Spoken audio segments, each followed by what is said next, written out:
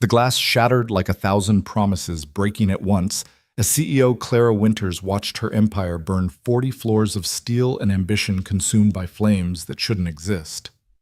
"You're coming with me," growled the maintenance man who'd just kicked down her office door, his Navy SEAL training evident in every calculated movement. She had 10 seconds to decide die with her company, or trust a stranger whose calloused hands might be the only thing between her and the conspiracy that had already killed 3 people tonight. Welcome to my story. Comment below where you're watching from. I'd love to know how far this tale has traveled. The rain hammered Seattle like it was trying to wash away sins that ran too deep for any storm to cleanse. Ethan Reed stood in the basement of the Winters Tower, his maintenance uniform soaked with sweat despite the October chill seeping through the concrete walls. He'd been checking the building's fire suppression system for the 3rd time that week. Something about the readings had been nagging at him, the kind of itch between his shoulder blades that had saved his life more times than he could count during his tours in Afghanistan. "Pressure's dropping again in sectors 7 through 12, he muttered into his radio, though he knew nobody was listening. The night security guard Tommy was probably asleep at his desk, and the cleaning crew wouldn't start their rounds for another hour. It was just him and 42 floors of glass and steel that housed one of Seattle's most powerful tech companies. Ethan ran his flashlight along the pipes, noting the fresh tool marks on the coupling joints. Someone had been here. Recently. His fingers found the tampered valve and his blood went cold. This wasn't negligence or wear, this was sabotage. 40 floors above Clara Winters stood at the floor-to-ceiling windows of her corner office, watching the city lights blur through the rain. At 34, she'd built Phoenix Technologies from a garage startup into a billion-dollar empire, but tonight everything was unraveling. The hostile takeover attempt from Victor Lang's consortium, the board members who'd suddenly turned against her, the leaked documents suggesting financial irregularities that she knew were fabricated but couldn't prove. "Working late again, Clara?" She didn't turn at the voice. Marcus Chen, her CFO and oldest friend, had a key to her office. "Someone has to pet," she said, her reflection in the window showing the exhaustion she'd been hiding for weeks. "The board meeting is tomorrow. If I can't convince them that Victor's offer is a trap—" "Maybe it's not a trap," Marcus said quietly. "Maybe it's a lifeline." Now she did turn, studying the man who'd been with her since the beginning. His usually confident demeanor seemed frayed at the edges, his designer suit wrinkled in ways Marcus never allowed. "You can't be serious. Victor Lang destroyed 3 companies before setting his sights on us. He doesn't build, he strips assets and sells the bones. And maybe that's better than watching it all burn," Marcus replied, something strange in his voice. "Clara, there are things happening that you don't understand, forces at play that—" The lights flickered. Both of them froze, looking up at the crystal chandelier that had been a gift from her father before he died. It swayed slightly, though there was no earthquake, no reason for it to move. "Marcus," Clara said slowly, "what did you do?" Before he could answer, the fire alarm shrieked to life.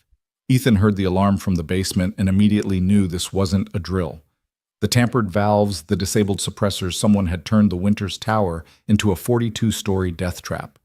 He grabbed his radio, already running for the stairwell. "Tommy. Tommy, wake up. We have a real situation here. Fire systems have been compromised. Call 911 now." Static was his only answer. Ethan burst into the stairwell, taking the steps 3 at a time.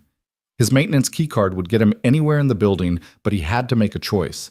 The fire would start in the server rooms on floor 15. That's where the most flammable materials were stored, where a small fire could quickly become an inferno. But the executive offices were on 42, and at this hour the CEO would still be there. He'd seen her car in the garage, the same silver Tesla that had been there every night for the past month. Training kicked in. Assess, prioritize, act. The servers could be replaced. A life couldn't. He changed direction, heading up instead of toward the fire's origin. Clara backed away from Marcus, her hand reaching for her phone. The smell of smoke was already seeping through the ventilation system, and she could hear something else, a crackling sound that shouldn't exist in a modern building with state-of-the-art fire suppression. "You sabotaged the fire systems," she said, the pieces clicking together with horrible clarity. "The financial documents, the board manipulation, it was all you." Marcus's face crumpled, tears streaming down his cheeks. "I didn't want this. God, Clara, I never wanted this. But Victor has my daughter. Sarah, she was supposed to be at Cornell, but she went missing 3 weeks ago. He sent me videos, Clara. What they'd do to her if I didn't. We could have gone to the police. With what proof Victor owns half the police commission. His reach, you have no idea how deep it goes. The mayor, the judges, even some of the FBI. I had to choose between my daughter and... He gestured helplessly at the office around them, smoke beginning to curl under the door. I'm so sorry. The windows suddenly spider-webbed with cracks from the heat below. Time was running out. We need to get out of here, Clara said, grabbing Marcus's arm despite everything. We'll figure out Sarah later, but we have to... The door exploded inward, kicked off its hinges by someone who clearly knew what they were doing. A man in a maintenance uniform stood there, his face streaked with soot eyes, scanning the room with military precision. You're coming with me, Ethan said. Not a request, but a command. Both of you. The stairwells on the east side are already compromised. We have maybe 3 minutes before this floor becomes an oven. Who are you? Clara demanded. Ethan Reed, building maintenance. Former Navy SEAL, if that matters to your decision-making process. I can get you out, but we need to move now. Marcus shook his head, backing toward the shattered windows. I can't. If I survive this, Victor will kill Sarah. The only way she lives is if I... Don't you dare, Clara said, but Marcus was already climbing onto the window ledge, 42 floors of nothing beneath him. Ethan moved faster than Clara thought possible, crossing the room in 2 strides, but Marcus let go before he could reach him. The CFO fell backward into the Seattle night, his scream swallowed by the storm and the shrieking alarms. No! Clara lunged toward the window, but Ethan caught her around the waist, pulling her back as another explosion rocked the building. He made his choice, Ethan said firmly. You need to make yours, live or die. Decide now. Clara looked at this stranger, this maintenance man who'd appeared like something out of an action movie and made the only choice she could. Get me out of here. Ethan nodded, pulling off his uniform shirt to reveal a black t-shirt underneath. He wrapped the uniform around his hands. Stay close, don't let go of me for any reason, and whatever you see, keep moving. They plunged into the smoke-filled corridor, Ethan leading with the confidence of someone who'd navigated worse situations. The emergency lighting had failed, leaving only the orange glow of fire reflecting off the smoke. Clara's eyes burned her lungs, already protesting, but Ethan's hand in hers was steady, pulling her forward when her body wanted to stop. Why? She gasped between coughs. Why save me? Because that's what I do, Ethan replied, using his wrapped hands to test a door handle before rejecting it too hot. Also because my daughter has severe asthma, and your company is 3 weeks away from releasing a revolutionary treatment that could save her life. So yeah, I have a vested interest in keeping you alive. They reached another stairwell, but Ethan stopped, pressing his ear to the door. Fire's below us. We go up. Up? That's insane. Trust me. He looked back at her, and in the hellish glow, she could see scars on his neck, old burns that told their own story. I've done this before. They climbed through thickening smoke, passing the mechanical floor, the helicopter pad access locked, of course, until they reached the roof. Ethan kicked open the door, and they stumbled out into the storm. Rain hit Clara's face like cold salvation, but they were still 44 floors up, with a building burning beneath them. Now what? Clara shouted over the wind. Ethan was already moving, pulling her toward the edge, where a window washing platform hung on its rails. We ride this down to the fire floor, then take the external fire escape the rest of the way. That's your plan. That thing isn't meant for... Another explosion, this one close enough to knock them both to their knees. When Clara looked back, she saw flames erupting from the stairwell they'd just exited. It's the only plan, Ethan said, helping her onto the platform. It swayed sickeningly in the wind, but he was already working the manual controls, beginning their descent. They made it 15 floors before the cables started to fail, weakened by the heat. Ethan saw it coming, grabbed Clara, and jumped for the fire escape just as the platform tore away from the building, falling into the chaos below. They hit the metal grating hard, Clara crying out as her shoulders struck the railing. But Ethan was pulling her up again, always moving, always forward. Down they went, floor by floor, the fire escape growing hotter as they descended past the burning floors. Clara's designer heels had long since been abandoned, her feet bleeding on the metal grating, but she kept going, driven by the stranger's unwavering determination to keep her alive. Finally, impossibly, they reached the ground. Fire trucks were everywhere, their lights painting the street in reds and blues. Paramedics rushed forward, but the media was there too, cameras flashing, reporters shouting questions. Clara's empire was literally burning behind her, and the vultures were already circling. "Ms. Winters, is it true Phoenix Technologies was engaged in fraud?" "Clara? Did Marcus Chen jump, or was he pushed? What's your response to Victor Lang's statement that this is divine justice?" Ethan stepped between her and the cameras, his presence somehow more intimidating than his size should allow. "Back off. She needs medical attention." "And who are you?" a reporter demanded. "Her bodyguard." "I'm nobody," Ethan said, but he kept his body between Clara and the mob as he guided her toward an ambulance. It wasn't until they were in the relative quiet of the emergency vehicle, an EMT checking Clara's vitals, that she really looked at the man who'd saved her life. Ethan Reed was perhaps 35, with the kind of build that came from functional fitness rather than gym vanity. His hands, now being treated for burns she hadn't even noticed him sustain, were scarred from more than just tonight. His eyes were gray, the color of Seattle's winter sky, and held a weariness that spoke of someone who'd seen too much but kept going anyway. "Your daughter," Clara said suddenly. "You said she has asthma." Ethan nodded, wincing as the EMT applied burn cream to his palms. "Sophie, she's 7. The Phoenix treatment we applied for the trial, but we didn't qualify. No insurance that would cover experimental treatment." Clara pulled out her phone, miraculously intact in her jacket pocket. Despite everything, her building burning, her CFO dead, her company under attack, she pulled up a contact and hit dial.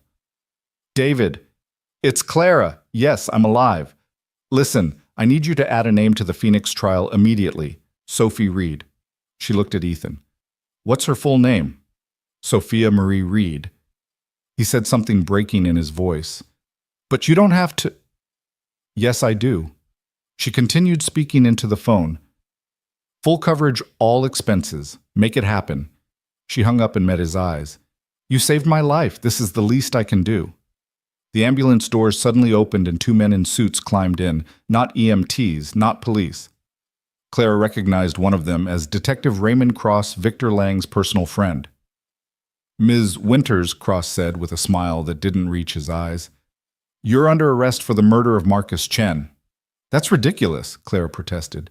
"Marcus jumped. He was being blackmailed by Victor Lang." "We have witnesses who say they saw you push him," Cross said, producing handcuffs.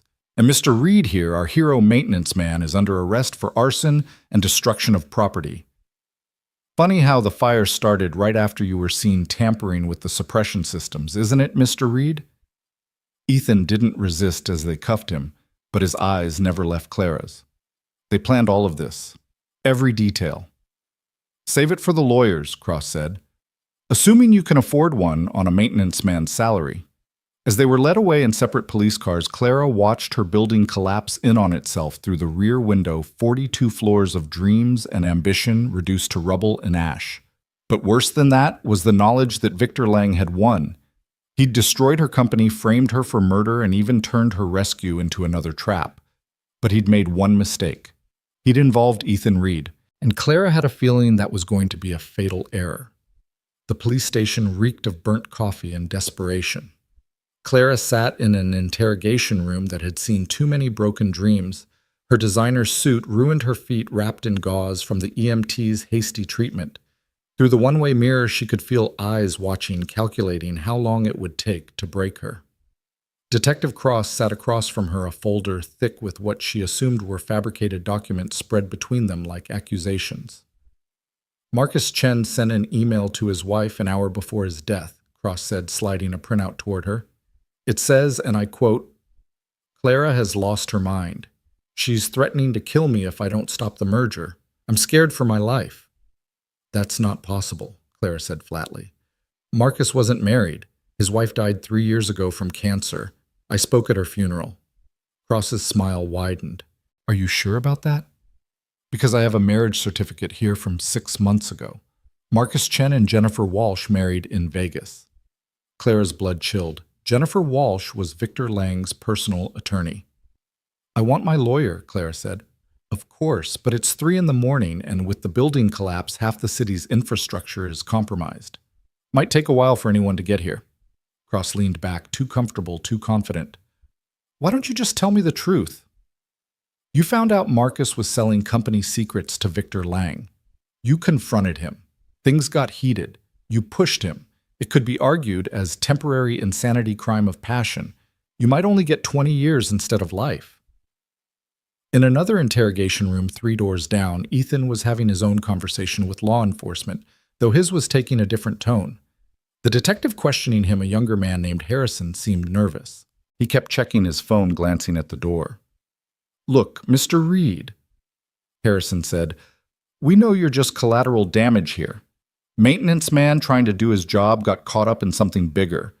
Tell us that Ms. Winters paid you to sabotage the building. Maybe she promised you money for your daughter's treatment, and you can walk away from this." Ethan hadn't said a word since they'd read him his rights. He sat perfectly still, a skill learned in countless hours of surveillance, waiting for the enemy to reveal themselves. Harrison was sweating despite the room's chill. His phone buzzed again. "I need to step out," Harrison said abruptly. "Think about my offer." The moment the door closed, Ethan was in motion. The handcuffs cheap department store model took him less than 30 seconds to pick with a paperclip he'd palmed from the EMT's clipboard. The room had no cameras, a violation of protocol that told him everything he needed to know about how official this arrest really was. He pressed his ear to the door, listening. Harrison was arguing with someone in the hall, voice pitched with fear. "I don't care what Mr. Lang wants. I'm not killing anyone. No, I signed up to plant evidence, not... Don't threaten my family." Ethan made a decision. He opened the door silently, catching Harrison mid-conversation. The detective's eyes widened in shock, then relief. "Please," Harrison whispered, ending his call. "Get out of here. They're going to kill you both. Make it look like a murder-suicide. I can't stop it, but I can give you a 5-minute head start." "Where's Clara?" "Room 3. But there are 2 guards." Ethan was already moving. The guards were positioned at either end of the hallway, trying to look official, but their tactical stance screamed private military. Ethan took the first one down with a chokehold, lowering him silently to the floor. The second turned at the soft thump hand, going for his weapon, but Ethan's thrown paperweight, a heavy glass award from someone's desk, struck him in the temple before he could draw. Clara looked up in shock when her door opened to reveal Ethan free and holding a guard's keycard. "We're leaving," he said simply. "How did you—" "Questions later. They're planning to kill us both in approximately 3 minutes. Move." Cross had stepped out to take a call, leaving Clara unguarded, another sign of overconfidence. They made it to the parking garage before the alarms started. Ethan hot-wiring an unmarked sedan with practiced efficiency. "Where are we going?" Clara asked as they peeled out into the Seattle streets, rain still falling like the city itself was mourning. "First we get Sophie," Ethan said, taking corners at speeds that should have terrified her but somehow didn't. "Then we disappear until we can figure out how to fight back." "Sophie. But won't they expect—" "They think I'm a simple maintenance man with a sick kid. They don't know about my past, my training, or the fact that I've been preparing for something like this since the day my daughter was born." He glanced at her and she saw something dangerous in those gray eyes. "I knew eventually someone would come for us. Different war, same enemies, people with power who think everyone else is expendable." They arrived at a modest apartment complex in Beacon Hill. Ethan took the stairs 3 at a time, Clara struggling to keep up. The door to apartment 3B was already open, and Ethan's entire demeanor changed. "Sophie?" he called out, drawing a concealed weapon Clara hadn't even known he was carrying. "Mrs. Chen!" They found the elderly babysitter unconscious, but breathing on the couch, a nasty bump on her head. Sophie's room was empty, her inhaler left behind on the nightstand, a sight that made Ethan go completely still. "They took her," he said, voice deadly quiet. "Victor Lang took my daughter." Clara's phone rang. Unknown number. She answered on speaker. "Hello, Clara." Victor Lang's voice was smooth as aged whiskey, poisonous as hemlock. "I believe we have some things to discuss." "Where is she?" Ethan demanded. Ah, the heroic maintenance man. Your daughter is safe, Mr. Reed. For now. She's asking for her inhaler, though. Such a shame about her condition. The air quality in some of Seattle's abandoned warehouses can be quite poor. I'll kill you, Ethan said simply, not a threat, but a promise. I'm sure you'd try, but here's what's going to happen instead. Clara, you're going to publicly confess to murdering Marcus Chen and burning down your building for the insurance money. You'll sign over all Phoenix Technologies' assets to my consortium. Then you'll take your own life in remorse. Very tragic, but neat. And if I refuse, then Mr. Reed's daughter stops breathing. And before you think about going to the real police, remember that I own enough of them to make sure your story never gets heard. You have 6 hours to decide. I'll send you the confession script. The line went dead. Clara watched Ethan process this, saw him push down the father's panic, and let the soldier take over. He made a mistake, Ethan said finally. What mistake? He has all the cards. He gave us 6 hours. That's 5 hours and 59 minutes more than I need. He pulled out a burner phone she hadn't seen him acquire, dialing from memory. Eagle 1, this is Eagle 6. Authentication, Tango Romeo 77 Alpha. Yes, sir. I'm calling in that favor. Full team Seattle, my coordinates. Roger that. He hung up and looked at Clara. Victor Lang thinks he's the apex predator in this city. He's about to learn what happens when you threaten a SEAL's pup. Who did you just call my old unit? Officially, they're all retired, living quiet civilian lives. Unofficially, we've stayed ready for the day. One of us needed the others. He moved to a hidden panel in the wall Clara hadn't noticed, pulling out weapons, body armor, and equipment that definitely didn't belong in a maintenance man's apartment. Lang has money, political connections, and hired thugs. I have brothers who've bled together in places where Lang's money means nothing. Within an hour, the apartment had become a tactical command center. 4 men had arrived, moving with the same lethal grace as Ethan. They didn't use names, just call signs Wraith, Thunder, Phoenix, and Reaper.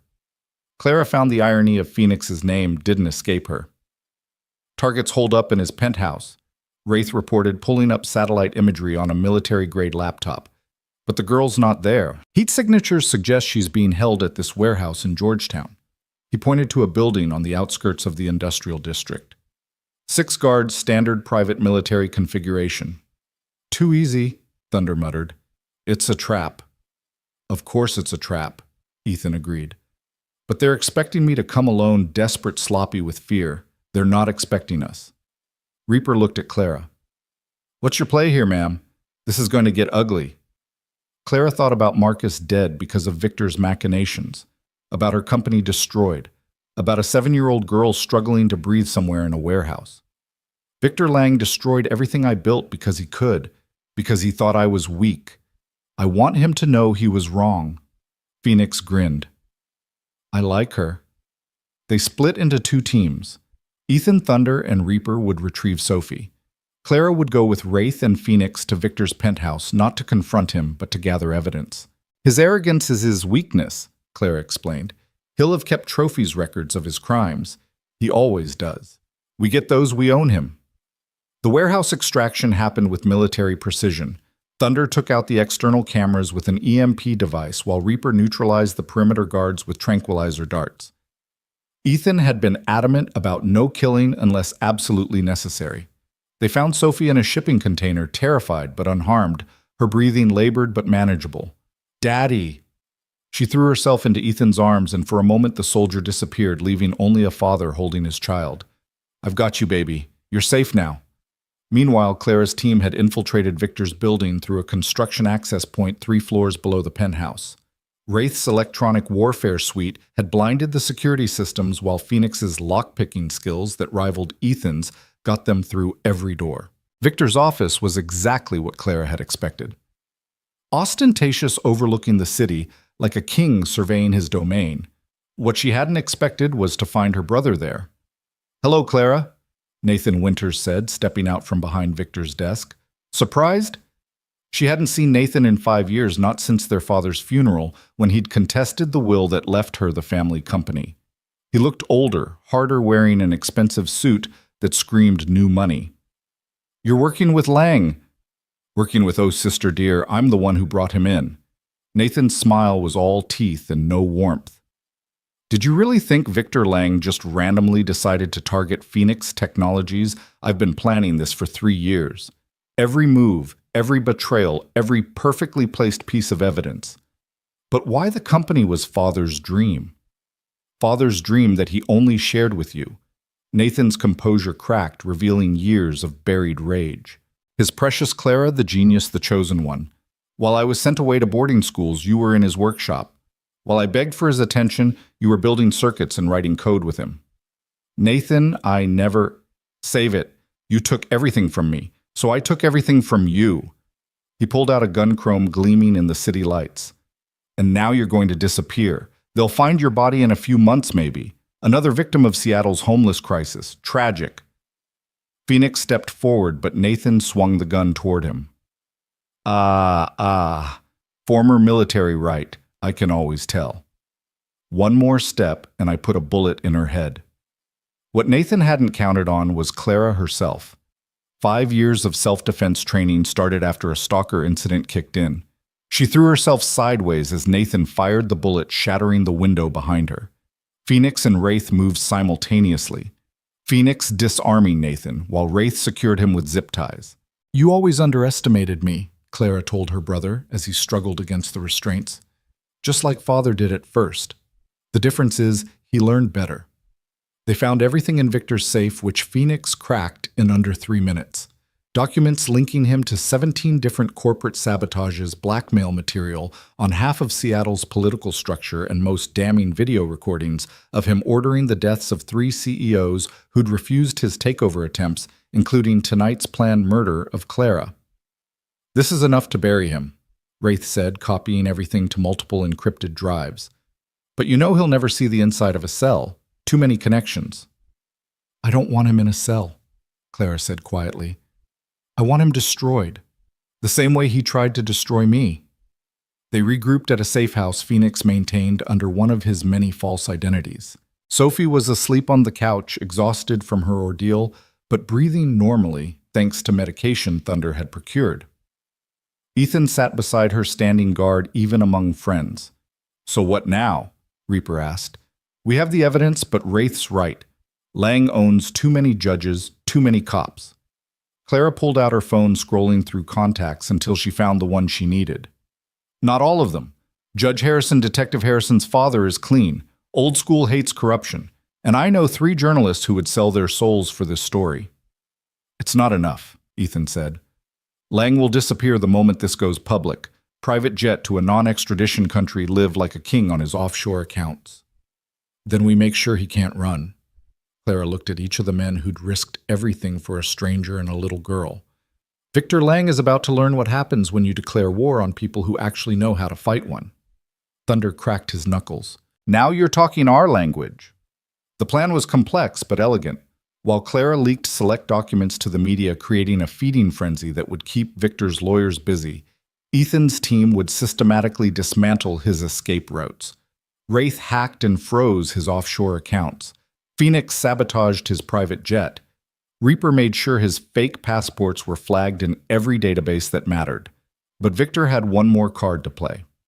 Clara was at the safe house preparing for a video call with the Washington Post when the door exploded inward. Not Victor's men, government agents, FBI, led by Special Agent Diana Cross, Detective Cross's sister. Clara Winters, you're under arrest for corporate espionage, 17 counts of fraud, and conspiracy to commit murder. That's impossible, Clara protested as they cuffed her. Check the evidence. The evidence that mysteriously appeared after you broke out of police custody and kidnapped a child. Diana Cross smiled coldly. Mr. Lang has been very cooperative, providing us with years of documentation about your illegal activities, including how you've been using Phoenix Technologies to launder money for terrorist organizations. Ethan started forward, but Diana had her weapon drawn. Mr. Reed, you're also under arrest. Kidnapping, assault on police officers, breaking and entering, and oh yes, it seems you've been lying about your military record. Stolen valor is still a crime. My record is classified. Convenient. Move. As they were led away, Clara saw Victor Lang standing across the street, raising a champagne glass in mock salute.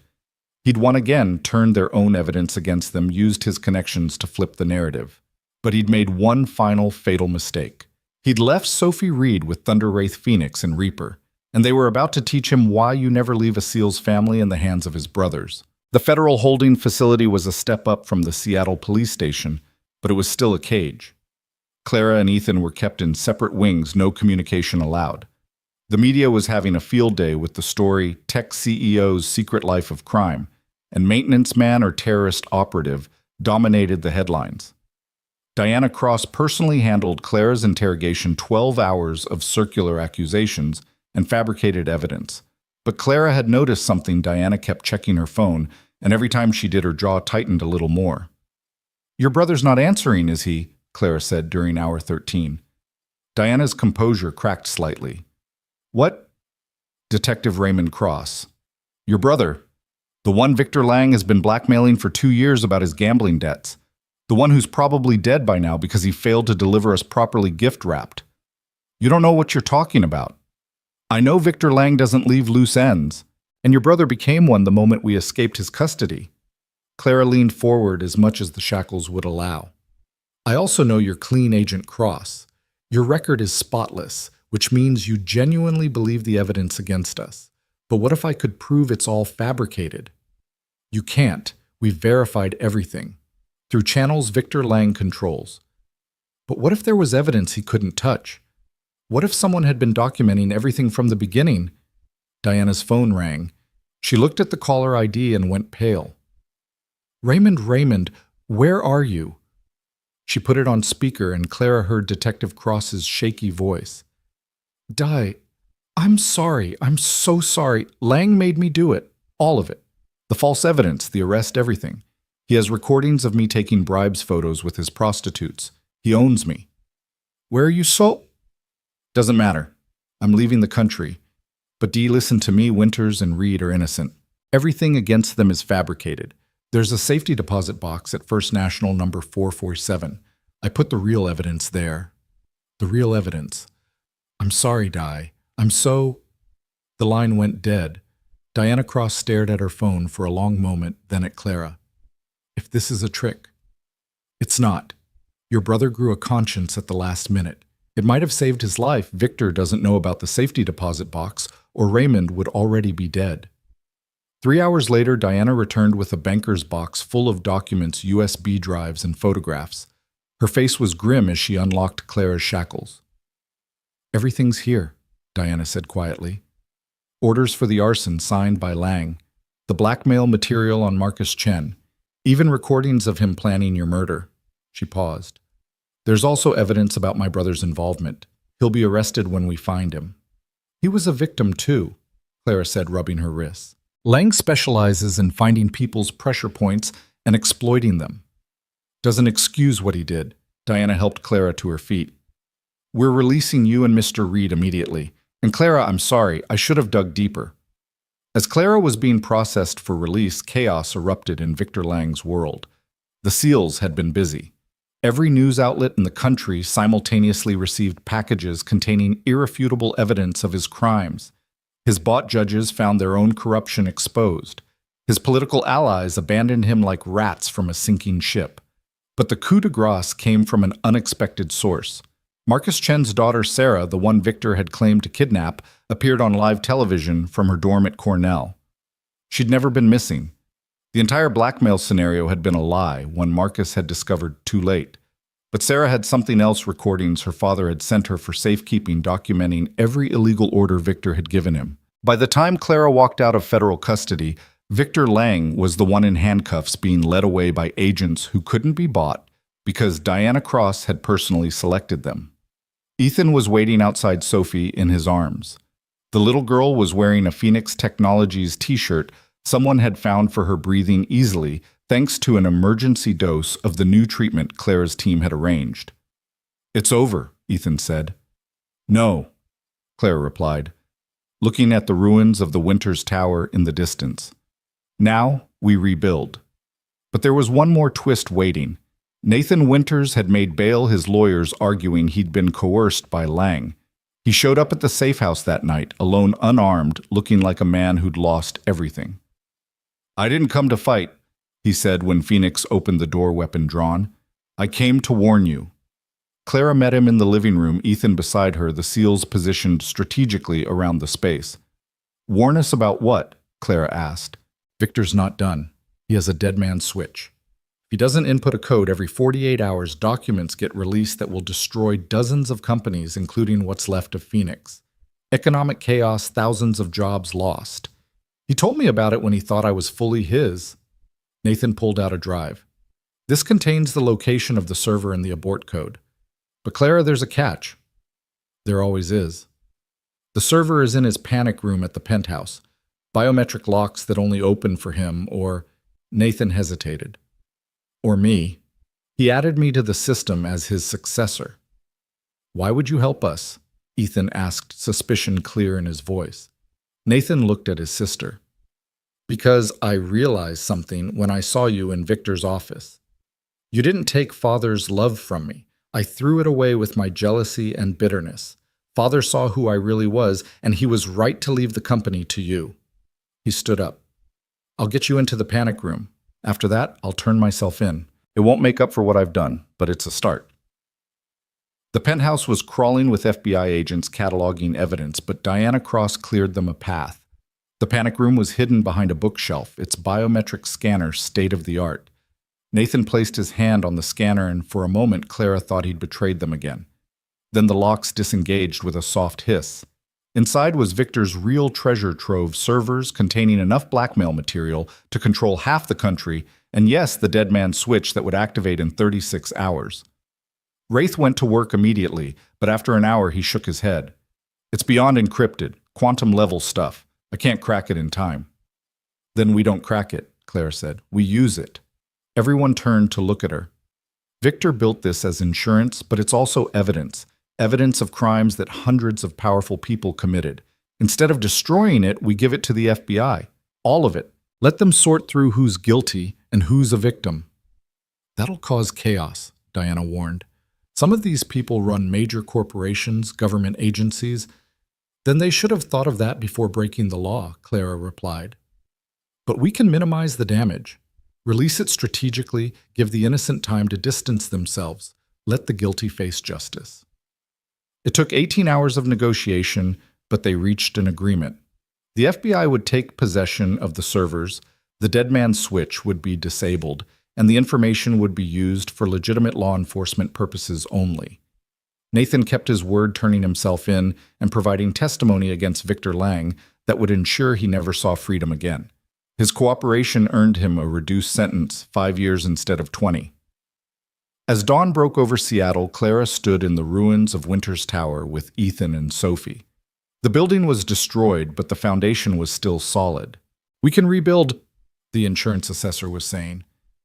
With the payout and the settlement from Lang's assets being seized, you'll have more than enough capital.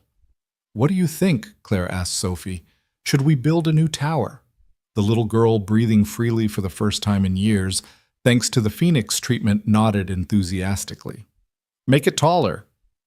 And can it have a playground? For kids who visit a playground in a corporate tower. Ethan laughed. Why not? Clara said. We're rebuilding from scratch. We can build it however we want. She looked at Ethan. I'll need a good head of security, someone who knows the building inside and out. Interested? I'm just a maintenance man, Ethan said with a slight smile. No, Clara replied. You're the man who saved my life, who saved my company, who reminded me that there are still people willing to do the right thing even when it costs them everything. She hesitated, then added, besides, Sophie's going to need continued treatment, and it would be convenient if her father worked for the company providing it. Thunder, who'd been silently standing guard, cleared his throat. If you're hiring, ma'am, I know 4 other guys who might be interested in security positions. Clara looked at the SEALs who'd risked everything for strangers. Phoenix Technologies could use men like you, all of you. 6 months later, the new Phoenix Technologies building held its grand opening. 45 stories of gleaming steel and glass with state-of-the-art fire suppression systems that Ethan had personally overseen. The top floor wasn't executive offices. It was a research lab dedicated to developing treatments for childhood respiratory diseases, named the Sophie Reed Center for Pediatric Research. True to Sophie's request, there was a playground on the third floor visible from the street where employees' children could play while their parents worked. It had become an unexpected symbol of the company's resurrection, a corporation that put family first. Victor Lang watched the coverage from his federal prison cell where he'd served 3 consecutive life sentences. His empire was gone, his allies imprisoned or fled, his very name synonymous with corporate corruption. Nathan Winters watched from minimum security where he spent his days teaching business ethics to other inmates trying to earn redemption one small act at a time. Detective Raymond Cross watched from witness protection, his testimony having helped convict 17 corrupt officials. But in the Phoenix Technologies lobby, none of that mattered. Clara stood with her new executive team, including a head of security who still wore maintenance boots with his suit, and watched Sophie cut the ribbon with oversized scissors. "You know," Ethan said quietly, 6 months ago I was just checking pipes in a basement. "And I was about to lose everything," Clara replied. "Funny how the worst night of your life can lead to the best things." Sophie ran over, grabbing both their hands. "Can we go to the playground now?" They looked at each other over her head, 2 people who'd been through hell and come out the other side not just intact, but stronger. "Yeah," Ethan said, squeezing his daughter's hand. "Let's go to the playground." As they walked through the building that had risen from ashes past employees who'd stayed loyal through the chaos toward a future none of them could have imagined, Clara realized something. Victor Lang had been wrong about everything, but especially about one thing. He'd thought power came from money, from control, from making others fear you. But real power came from something else entirely.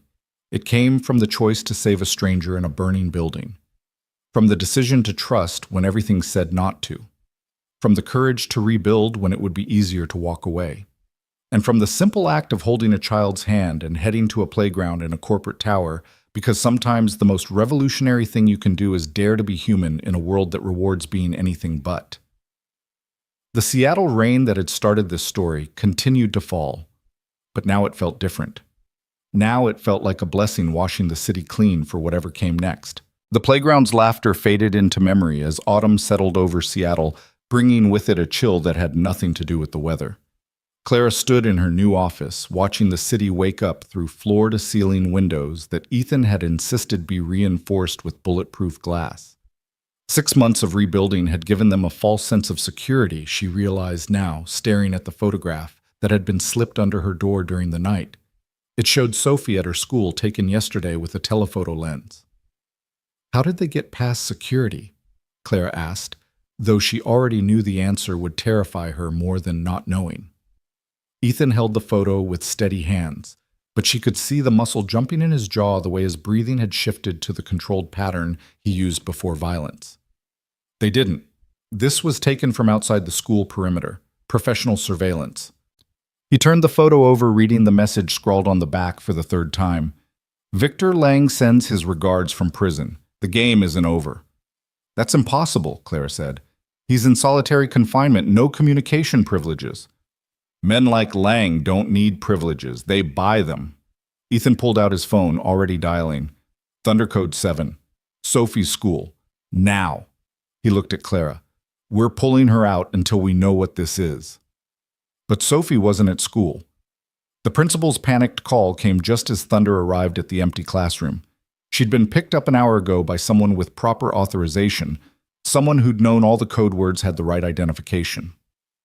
The security footage showed Sophie leaving willingly with a woman in a Phoenix Technologies uniform. "Jennifer Walsh," Clara breathed, recognizing the face on the grainy footage. Marcus's supposed wife. Victor's attorney. She was supposed to be in witness protection. Or that's what they wanted us to think. Ethan was already moving, grabbing gear from the concealed cabinet he'd installed his first week as security chief. "This isn't random. The timing, using Jennifer, someone's orchestrating this from inside." Clara's phone buzzed. Unknown number, but she knew who it would be. "Hello, Clara." The voice wasn't Victor's. It was feminine, cold, familiar, in a way that made Clara's skin crawl. "I have something that belongs to your security chief. Sweet little thing, bit wheezy though, forgot her inhaler again." "Jennifer," Clara said, putting it on speaker. "What do you want?" "What I've always wanted. What Victor promised me before you destroyed him. Phoenix Technologies. The patents, the research, all of it. You have 2 hours to transfer everything to my offshore holdings, or Sophie Reed learns what happens to little girls who breathe too much water. If you hurt her. You'll what kill me? Your boyfriend already wants to do that. Get in line. Jennifer's laugh was brittle. 2 hours, Clara. The transfer codes will be sent to your phone. And just so we're clear, if I see a single cop FBI agent or Navy SEAL near me, she dies. I have nothing left to lose. The line went dead. Ethan stood perfectly still for exactly 3 seconds, then exploded into motion. She's lying about something. Jennifer Walsh is a corporate lawyer, not a kidnapper. Someone else is pulling her strings. Does it matter? Clara asked. She has Sophie. Everything matters. The why tells us the how, and the how tells us where. He pulled up Jennifer's file on his secure terminal. Look at this. 3 weeks ago, she was supposedly relocated to Miami under witness protection. But here, he pulled up another screen. Credit card charges in Seattle for the past week. Someone wanted us to think she was gone. Thunder burst through the door with Phoenix and Wraith. Reaper's tracking her phone signal. She's not even trying to hide it. Warehouse District, Pier 47. Another warehouse, Phoenix muttered. These people have no imagination. Or they're counting on us thinking that, Ethan said. This is too easy, too obvious. He studied the map. Pier 47 is isolated single-access road surrounded by water on 3 sides. It's a kill box. So we don't go, Clara said, pulling up her own computer. We give her what she wants. Everyone turned to stare at her. Clara, we can't just hand over the company. We're not. We're going to give her exactly what she wants, and it's going to destroy her. Clara's fingers flew across the keyboard. Jennifer's smart, but she's not a tech person. She won't know the difference between real patents and elaborate forgeries until it's too late. That might buy us time, but no, you don't understand. Clara pulled up code she'd been working on for months. Project Trojan. I developed it after Victor's attack, a way to protect our intellectual property. Any unauthorized access to our systems triggers a virus that doesn't just delete the stolen data. It traces back through every system it touches, documenting everything. Every crime, every connection, every hidden asset. Wraith whistled low. That's beautiful and terrifying. It's also highly illegal, Clara admitted. But kidnapping children is worse. The moment Jennifer accesses the files, we'll know every system she's connected to, every person she's working with. She'll still have Sophie, Ethan pointed out. Not for long. Clara met his eyes. Because while she's distracted by the transfer, you're going to get your daughter back. The plan was dangerous in its simplicity. Clara would initiate the transfer, making it look legitimate enough to keep Jennifer occupied. Meanwhile, Ethan and his team would approach the warehouse from the water, the one direction Jennifer wouldn't expect. There's something else, Thunder said, studying satellite footage of the pier. Heat signatures show 12 people in that warehouse. Jennifer didn't assemble a team that size alone. Then who's really behind this? Phoenix asked. The answer came from an unexpected source. Diana Cross called Clara's private line just as they were preparing to leave. Don't go to Pier 47, Diana said without preamble. It's a setup. We know, but Sophie's not there. She never was. The heat signatures are decoys, probably homeless people Jennifer paid to stay there. The real location is somewhere else. Clara felt her heart stop. How do you know this? Because my brother just called me. Raymond's back in Seattle and he's with them. Not by choice, they're threatening his daughter now, my niece. Clara, this is bigger than Jennifer Walsh. Someone's been planning this for months using Victor's imprisonment as cover. Who? I don't know yet, but Raymond managed to send me a partial location before they caught him. Sophie's being held at... The line crackled with static. Medical facility underground. The call dropped. Ethan was already cross-referencing medical facilities with underground levels in Seattle. There are 17 possibilities, but if we narrow it down to ones with connections to Phoenix Technologies... The old Prometheus Labs, Clara said suddenly. We acquired them 3 years ago for their respiratory research. The building's been condemned, scheduled for demolition, but the underground levels were designed for hazardous materials. They're completely sealed with their own ventilation system. Perfect for holding someone with breathing problems, Wraith said grimly. Control the air control, the prisoner. It's also where we stored the original Phoenix prototypes, Clara added. The ones that failed trials because they were too dangerous. Jennifer wouldn't know that, but whoever's really behind this might. They moved out in 2 teams. Clara and Wraith would handle the digital deception, making the transfer look real while tracking every connection. Ethan, Thunder, Phoenix, and Reaper would retrieve Sophie. The Prometheus Labs building stood like a tombstone against the Seattle skyline, its windows dark, its parking lot cracked with weeds pushing through abandoned asphalt. But Ethan's trained eye caught the subtle signs of recent activity. Fresh tire tracks, security cameras that should have been dead but weren't, the too perfect arrangement of debris around the entrance. Perimeter's wired, Reaper reported through comms. Professional job. Someone wants to know we're coming. Let them, Ethan said. Phoenix, you're with me through the loading dock. Thunder and Reaper create noise at the main entrance. Draw them out. They moved like shadows, muscle memory from countless operations guiding them through the darkness. The loading dock's lock had been recently replaced, another sign they were in the right place. Phoenix had it open in seconds.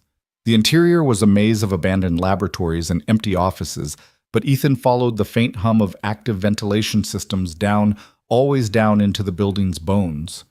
They found the first guard on sub-level 2, professionally equipped but sloppy in his positioning.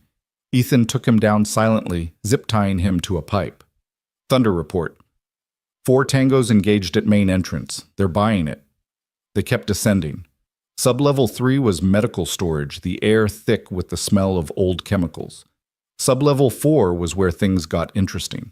The dust had been disturbed recently, footprints leading to a reinforced door marked Hazardous Materials Authorized Personnel Only. Phoenix started to pick the lock, but Ethan stopped him. Something was wrong. Too quiet. Too easy. That's when they heard it. Sophie's voice, tinny and distorted through a speaker system. Daddy? Daddy, I can't breathe right. The air tastes funny. Ethan's control nearly shattered, but Phoenix grabbed his arm. It could be a recording. Daddy, please, the lady said you'd come, but you're not here and I'm scared. And Sophie's voice dissolved into coughing, the sound of a child struggling for air. Real or recording, Ethan couldn't wait. He kicked the door open, moving in fast and low, weapon raised. The room beyond was a medical laboratory, and Sophie was there, sealed inside a glass containment unit designed for hazardous materials testing. She was alive, conscious, but her breathing was labored, her small hands pressed against the glass. Daddy. Jennifer Walsh stood beside the containment unit, but she wasn't alone. 3 men in tactical gear flanked her, weapons trained on the door. And behind them, working at a computer terminal with his back to them, was someone Ethan hadn't expected. Dr. Marcus Chen turned around very much alive, despite having thrown himself from a 42nd floor window 6 months ago. Hello, Mr. Reed, Marcus said calmly. I apologize for the dramatics, but it was necessary to get everyone's attention. You're supposed to be dead, Phoenix said, weapon trained on the nearest guard. A necessary fiction. The body that fell was already dead, a homeless man with my general build, terminal cancer patient who sold his corpse for enough money to make his last days comfortable. I went out the executive elevator during the chaos. Marcus gestured to the containment unit. Your daughter is safe for now. The atmosphere in there is actually optimized for her condition. Better than normal air, really. Let her out, Ethan said, his voice deadly quiet. Of course. As soon as Clara completes the transfer. The real transfer, not the Trojan horse she's attempting to upload. Marcus smiled at Ethan's surprise. Did you think I wouldn't know about Project Trojan? I helped design Phoenix Technologies' security architecture. I know every backdoor, every failsafe, every clever little trap Clara built. Why? Ethan asked. Buying time while calculating angles, distances, probabilities. You were her friend. I was her employee, Marcus corrected. Watching her take credit for innovations, I contributed to building her empire on foundations I helped lay. But that wasn't even the worst part. The worst part was my daughter. Sarah's safe at Cornell showed. Sarah is dead. Marcus's composure cracked, showing the madness beneath. She died 3 years ago. Drug overdose at a party thrown by Clara's brother Nathan, covered up by the Winters family money. The girl at Cornell is an actress hired by Victor to maintain my cover story. Clara didn't know. Clara didn't care. She was too busy being the genius CEO to notice her best friend was drowning in grief, too focused on her company to see that I'd been replaced by someone who wanted revenge more than anything. He turned back to his computer. But I'm better than Victor. Smarter. I don't just want to destroy Clara's company. I want to take it and transform it into something that would horrify her. Weapons development, chemical warfare applications of her precious Phoenix treatment. Let her name be associated with death instead of healing. Jennifer shifted uncomfortably. Marcus, you said no one would get hurt. No one important will get hurt, Marcus replied dismissively. The girl's just leverage. Once I have what I need, she can go back to her father, probably. That probably was all Ethan needed to hear. He shot the nearest guard with a tranquilizer dart, while Phoenix took the second. The third managed to fire, but Ethan was already moving, pulling the man's arm up so the bullet struck the ceiling. Thunder and Reaper burst through the door behind them, having cleared the upper levels. Jennifer dropped her weapon immediately, hands raised. I'm out. This isn't what I signed up for. But Marcus was faster than anyone expected. He hit a button on his console, and the containment unit began filling with a yellow gas. Chlorine gas diluted but still toxic, Marcus said calmly. Sophie has about 90 seconds before permanent lung damage. The only way to stop it is with this. He held up a kill switch. And the only way to get this is to complete the real transfer. Clara has 60 seconds to decide. Ethan raised his weapon. I'll shoot you. And my dead man's switch releases pure chlorine. Sophie dies in seconds instead of minutes. Marcus smiled. I learned from Victor's mistakes. Always have a backup plan. Clara's voice came through the comms. Ethan, I can see everything through your body cam. Tell him I'll do it. Clara, no. It's just a company, Ethan. Sophie's a life. Her voice was steady, but he could hear the pain beneath. Marcus, you win. Sending the real transfer now. Marcus watched his screen smile widening as the progress bar filled. See how easy that was? All this could have been avoided if Clara had just... The lights went out. In the darkness, Ethan heard glass shatter. Emergency lighting kicked in a second later, revealing Diana Cross and a full FBI tactical team. The containment unit was broken. Sophie and Diana's arms being rushed to a waiting medical team. The kill switch was in pieces on the floor, destroyed by a sniper's bullet through the window Ethan hadn't even noticed. Marcus Chen, you're under arrest for kidnapping, attempted murder, and about 30 other charges I'll think of on the way to booking, Diana said. Marcus laughed wild and broken. You're too late. The transfer's complete. I own Phoenix Technologies now. No, Clara said, walking into the room with Wraith beside her. You own a shell company I created 6 months ago. Phoenix Technologies was never incorporated in Delaware like you thought. That was another fiction. The real company is held in a trust protected by so many legal layers it would take years to untangle. But the patents are all filed under my personal name, not the company's. Another lesson learned from Victor's attack. Clara looked at her former friend with a mixture of pity and disgust. I'm sorry about Sarah, Marcus. I'm sorry I didn't see your pain, but this ends now. Marcus lunged for something on the desk, a gun, a weapon. It didn't matter. Ethan's fist connected with his jaw before he could reach it, dropping him cold. Sophie, Ethan called out, already moving toward the medical team. She's okay, Diana assured him. The gas was mostly theatrical, scary but not concentrated enough to cause real damage, though I'd like to know how you knew to call us. Clara and Ethan exchanged glances. They hadn't called anyone. If you didn't call them, Ethan said slowly, then who? I did, Nathan Winters said, stepping out from behind the FBI team. He was wearing an ankle monitor, clearly on supervised release. My lawyer got me a deal. Early release in exchange for helping take down Marcus. I've been feeding information to Agent Cross for weeks. You knew Marcus was alive? Clara asked. Suspected. Some financial irregularities that only made sense if he was still moving money. Plus, I knew about Sarah's real death. I was there that night, Clara. I tried to save her, but... He shook his head. I've been living with that guilt for 3 years. When I realized Marcus was using it as justification for revenge, I had to act. Why help us? Ethan asked, still suspicious. Because I've had 6 months to think about what I almost became, Nathan replied. And because someone needs to stop the cycle of revenge before it destroys everyone. Sophie's cough brought Ethan's attention back to what mattered. She was breathing normally now, the Phoenix treatment having strengthened her lungs enough to handle the stress. But she was scared, clinging to him as the medical team checked her over. I want to go home, Sophie whispered. We will baby. We're going home. But home had become a complicated concept. The safe house was compromised, Ethan's apartment was too vulnerable, and Clara's penthouse felt like a fortress built for one.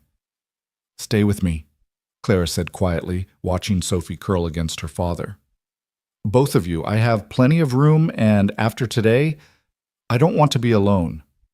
It wasn't a romantic invitation, not yet. It was two people who'd been through hell recognizing they were stronger together than apart. Ethan nodded, and something shifted between them, a possibility neither was ready to name. The aftermath was messier than the crisis. Marcus's conspiracy had tentacles reaching into Phoenix Technologies' structure employees who'd been turned or bought. Clara spent weeks cleaning house, rebuilding trust, ensuring nothing like this could happen again. Jennifer Walsh cut a deal testifying against Marcus in exchange for a reduced sentence. She revealed the full extent of the plan. Marcus had been planning this for 2 years, using Victor's attack as cover for his own revenge scheme. Detective Raymond Cross came out of hiding to testify as well, his courage in warning Diana having earned him a degree of redemption, though not forgiveness. Through it all, Ethan and Sophie stayed at Clara's penthouse. What started as a temporary arrangement began to feel permanent. Sophie's toys appeared in the living room. Ethan's coffee mug claimed a spot in the kitchen. Clara found herself looking forward to their shared dinners, to Sophie's homework sessions at the dining table, to the quiet evenings when Ethan would read to his daughter while Clara worked nearby, just enjoying the sound of their voices. 3 weeks after Marcus's arrest, Clara was working late in her home office when Ethan knocked on the door. Sophie's asleep, he said. Thought you might want some company. She looked up from her screen, seeing him holding 2 cups of tea. He'd learned her preference for chamomile when stressed. I'm not great company right now. The board wants a full security review. The FDA is questioning the Phoenix trials because of Marcus's sabotage. And somehow the media thinks this is all my fault. It's not, Ethan said, simply setting the tea beside her. None of it is. I should have seen Marcus's pain. Should have known. Stop. He turned her chair to face him. I've played that game. Should have seen the IED. Should have saved more of my squad. Should have been a better husband, so maybe my ex-wife wouldn't have left. Should have is poison, Clara. It'll eat you alive if you let it. She looked at him, really looked at him, the scars he carried visible and invisible. The strength that wasn't just physical but emotional, spiritual even. How do you do it? Keep going after everything. I remember what I'm fighting for. He glanced toward the door, toward where Sophie slept safely. And lately that's been more than just my daughter. The admission hung between them, fragile and important. Ethan, Clara started, but he shook his head. I'm not asking for anything, just wanted you to know. Whatever this is, whatever we're building here, it matters to me. You matter to me. Before she could respond, alerts started flooding her screen. Someone was attempting to access Phoenix Technologies' servers using Marcus's old credentials. That's impossible, Clara said, fingers flying across the keyboard. We locked everything down. But the attack was sophisticated, using backdoors even Clara hadn't known existed. Within minutes, they were locked out of their own systems. A video call request appeared on her personal laptop. Against her better judgment, she accepted it. Victor Lang's face filled the screen broadcast from his prison cell. Hello, Clara. Hello, Mr. Reed. I thought it was time we had a chat about the future. How are you? Making this call. Having computer access. Orchestrating everything from in here. Victor smiled. Money, dear Clara. Unlimited money and the knowledge of where bodies are buried. Did you really think Marcus came up with his plan alone? He was always too emotional, too sloppy. He needed guidance, my guidance. You used him, Ethan said. I gave him purpose. There's a difference. Victor leaned back, orange jumpsuit, unable to diminish his presence. But Marcus has served his purpose. Now it's time for the real game to begin. What game? Clara demanded. The one where you realize that destroying me was the worst mistake of your life. You see, from in here, I have nothing but time. Time to plan to recruit to slowly dismantle everything you're trying to build. His smile widened. Starting with your new FDA approval. Check your email. Clara did, finding a message from the FDA. The Phoenix treatment trials were suspended indefinitely pending investigation into data tampering. That's just the beginning, Victor continued. Every week something else will go wrong. A supplier will back out. A key employee will quit. A safety inspection will fail. Death by 1,000 cuts, Clara. Unless what? Unless you come visit me, alone. No surveillance, no recordings, just you and me discussing terms. Absolutely not, Ethan said. But Victor wasn't looking at him. His eyes were fixed on Clara. You have 48 hours to decide. After that, the Phoenix treatment gets buried so deep in regulatory hell that Sophie Reed will age out of treatment eligibility before it ever sees the market again. The call ended. Clara stared at the blank screen, feeling the walls closing in. He's right. He can do it. From prison with just phone calls and letters, he can destroy everything. Then we stop him, Ethan said. How? He's in federal maximum security. We can't touch him. No, Ethan agreed. But we can make him irrelevant. He pulled out his phone, dialing a number Clara didn't recognize. It's me. Yes, I know what time it is. I need to call in that favor. The big one. I understand the cost. Yes, I'm sure. Who was that? Clara asked when he hung up. Someone who owes me a life debt. Someone with the power to make Victor Lang disappear. You mean kill him? No, I mean make him cease to exist in any way that matters. No more phone calls, no more letters, no more influence, complete isolation, the kind reserved for terrorists and traitors. That's not possible. Victor has too many connections. His connections are all financial or political. The person I just called transcends both. Ethan met her eyes. But it'll cost me everything I have left from my military service. My pension, my benefits, even my security clearance. I'll just be a maintenance man again. Clara stood crossing to him. You do that. Give up everything. Not everything, he corrected, taking her hands. I'd still have Sophie. And if you'll let me, I'd still have this, us, whatever we are or might become. She kissed him, then soft and certain tasting promise and possibility. When they pulled apart, Sophie stood in the doorway, rubbing sleepy eyes. Are you guys finally together? She asked with 7-year-old directness. Ethan laughed, scooping her up. What do you think, kiddo? Sophie looked between them, then nodded decisively. Good. Clara makes better pancakes than you, Daddy. The moment was perfect in its simplicity, but Clara's phone buzzed with another alert. This time it wasn't Victor or the FDA or any external threat. It was from her building's security system. Someone was in the Phoenix Technologies lab. Someone using her personal access codes. That's impossible, she said for the second time that night. Only 3 people have those codes. Me, you, and Marcus. Ethan finished, but he's in custody. Diana Cross answered on the first ring when Clara called. Before you ask, yes, Marcus Chen is still in his cell. I'm looking at him right now on the monitor. Then who's in my lab? There was a pause, then Diana swore. The transport logs. Someone checked Marcus out for a medical evaluation 3 hours ago, but if he's still in his cell, then who? Sarah, Clara breathed. Marcus's daughter, the real Sarah. That's impossible, she's dead. But Clara was already pulling up the security footage from the lab. The figure moving through the restricted areas was young female and bore an undeniable resemblance to Marcus Chen. She faked her death, though, Ethan said, understanding immediately. Just like her father faked his. This whole thing, Victor, Marcus, all of it, it's been about getting her into the lab. But why? The answer came as they watched Sarah Chen access the secured storage where the failed Phoenix prototypes were kept. The ones that had been too dangerous for human trials. The ones that could be weaponized. She's not stealing them, Clara realized with growing horror. She's releasing them. The ventilation systems in the Phoenix Technologies building suddenly activated at full power spreading whatever Sarah had released through 45 floors of offices where the night cleaning crew was working.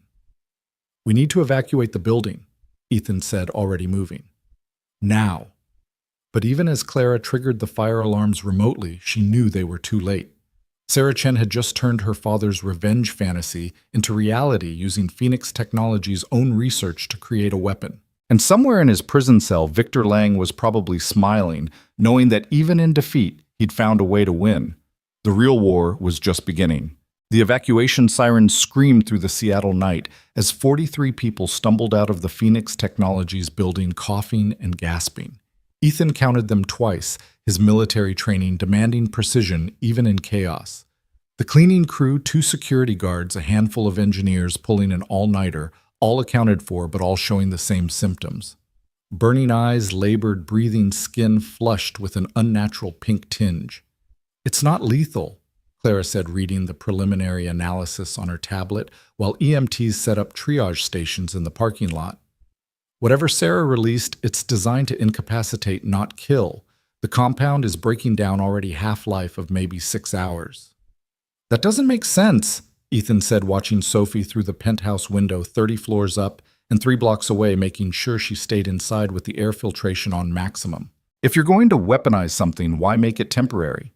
"Because killing people brings the FBI, the CDC, Homeland Security," Diana Cross said, arriving with a hazmat team. "But this is assault at worst. She'll do 5 years instead of life." She paused, studying the scene. "Unless this is just the test run." That thought chilled Clara more than the October wind.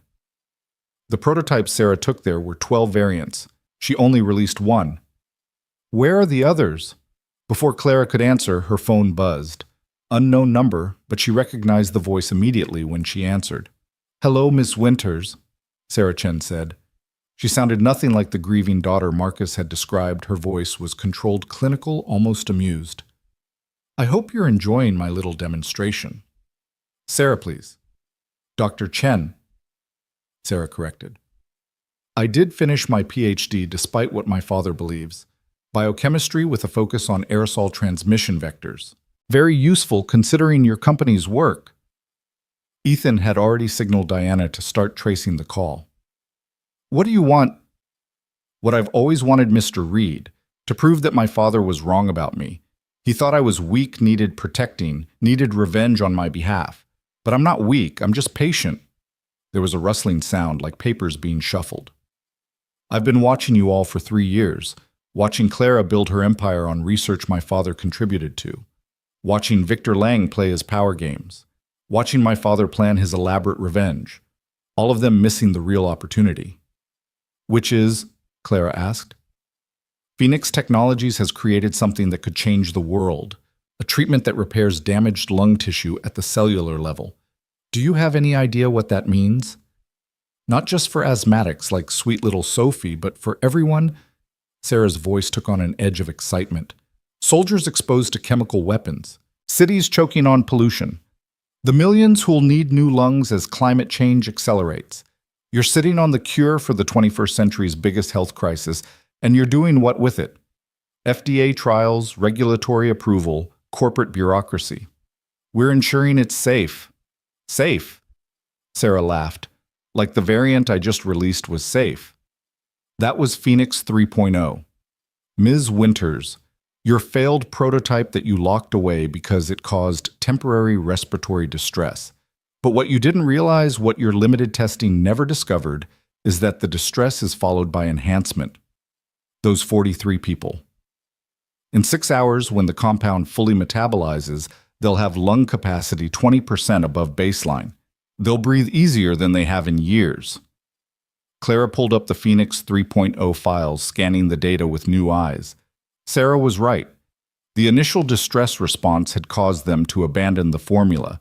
But if it led to enhancement afterward, "You experimented on innocent people," Ethan said flatly. "I gave them a gift, for free. No insurance companies, no prescriptions, no corporate profit margins. Just healing." Sarah's tone hardened. "But that was just the preview. Phoenix 4.0 through 11.0 are already in position around the city. Water treatment plants, HVAC systems in major buildings, Even the ventilation for the Seattle Underground tour.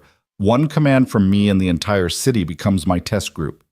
That's terrorism, Diana said loudly enough for the phone to pick up. That's revolution, Sarah countered. But I'm not unreasonable. I'll give you a choice, Clara.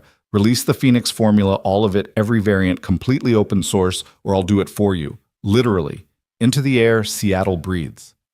People could die, Clara protested, without proper dosing medical supervision. Fewer people than die waiting for FDA approval while you protect your profit margins. You have 24 hours to decide.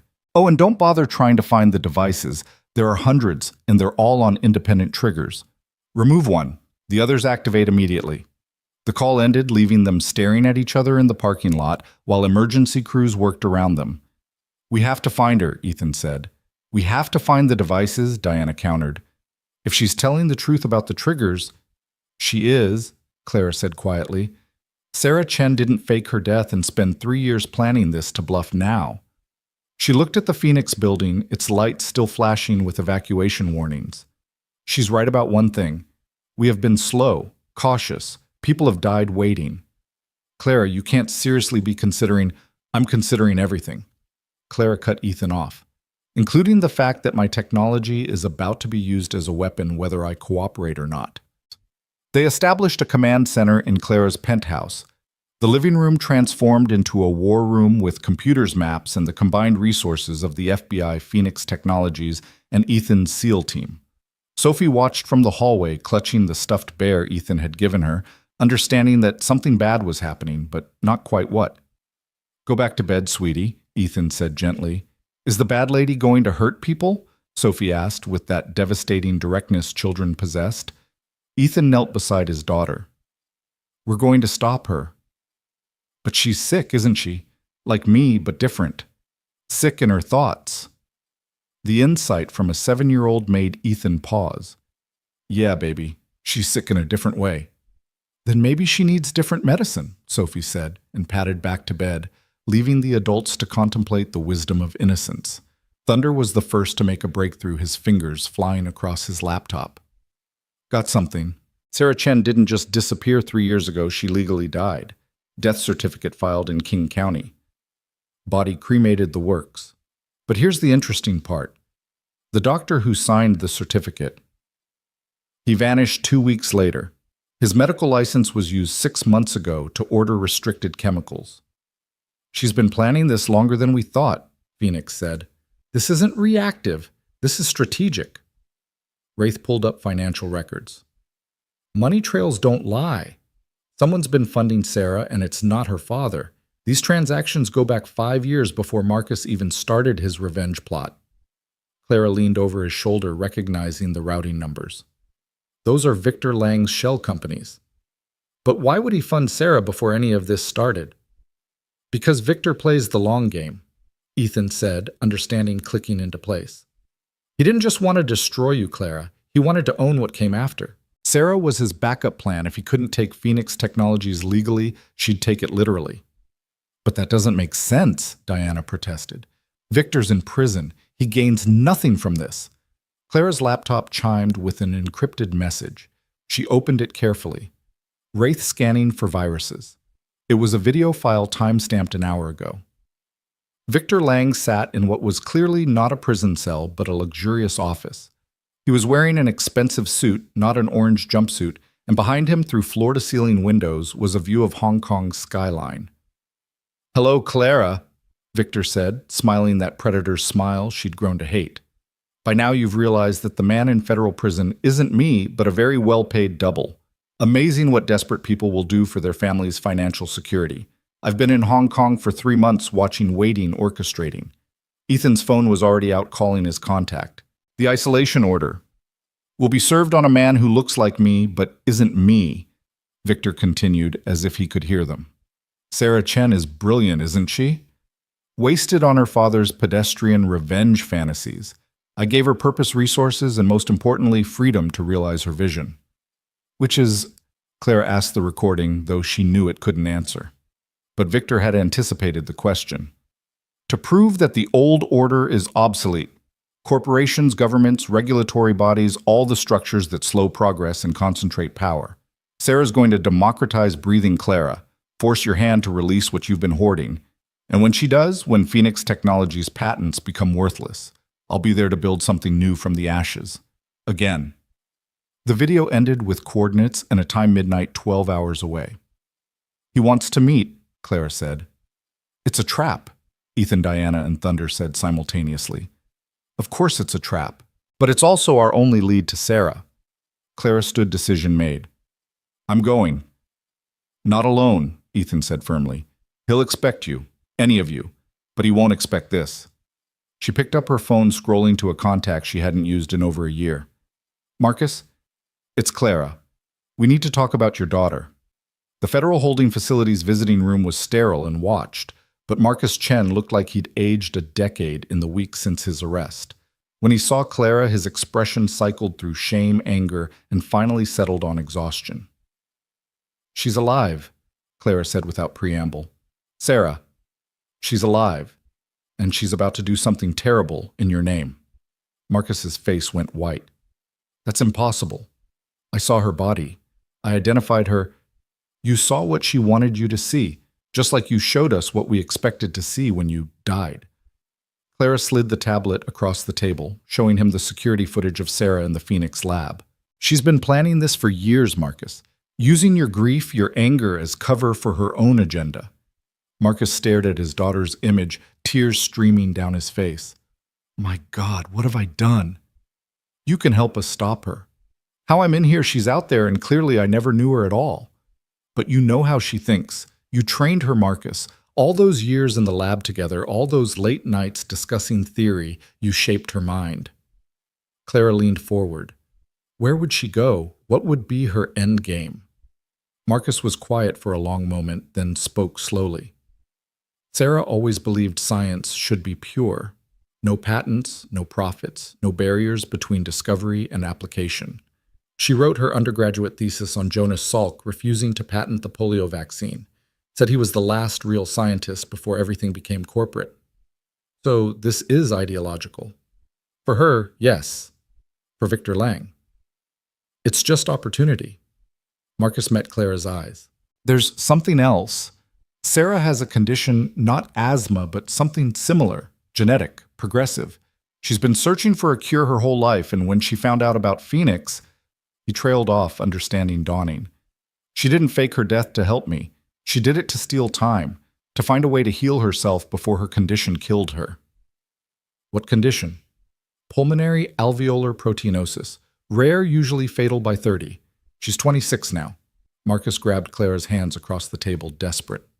Clara, if she's releasing Phoenix variants into the air, she's not just testing them on the city. She's testing them on herself, looking for the one that will save her. Clara pulled her hands free, standing.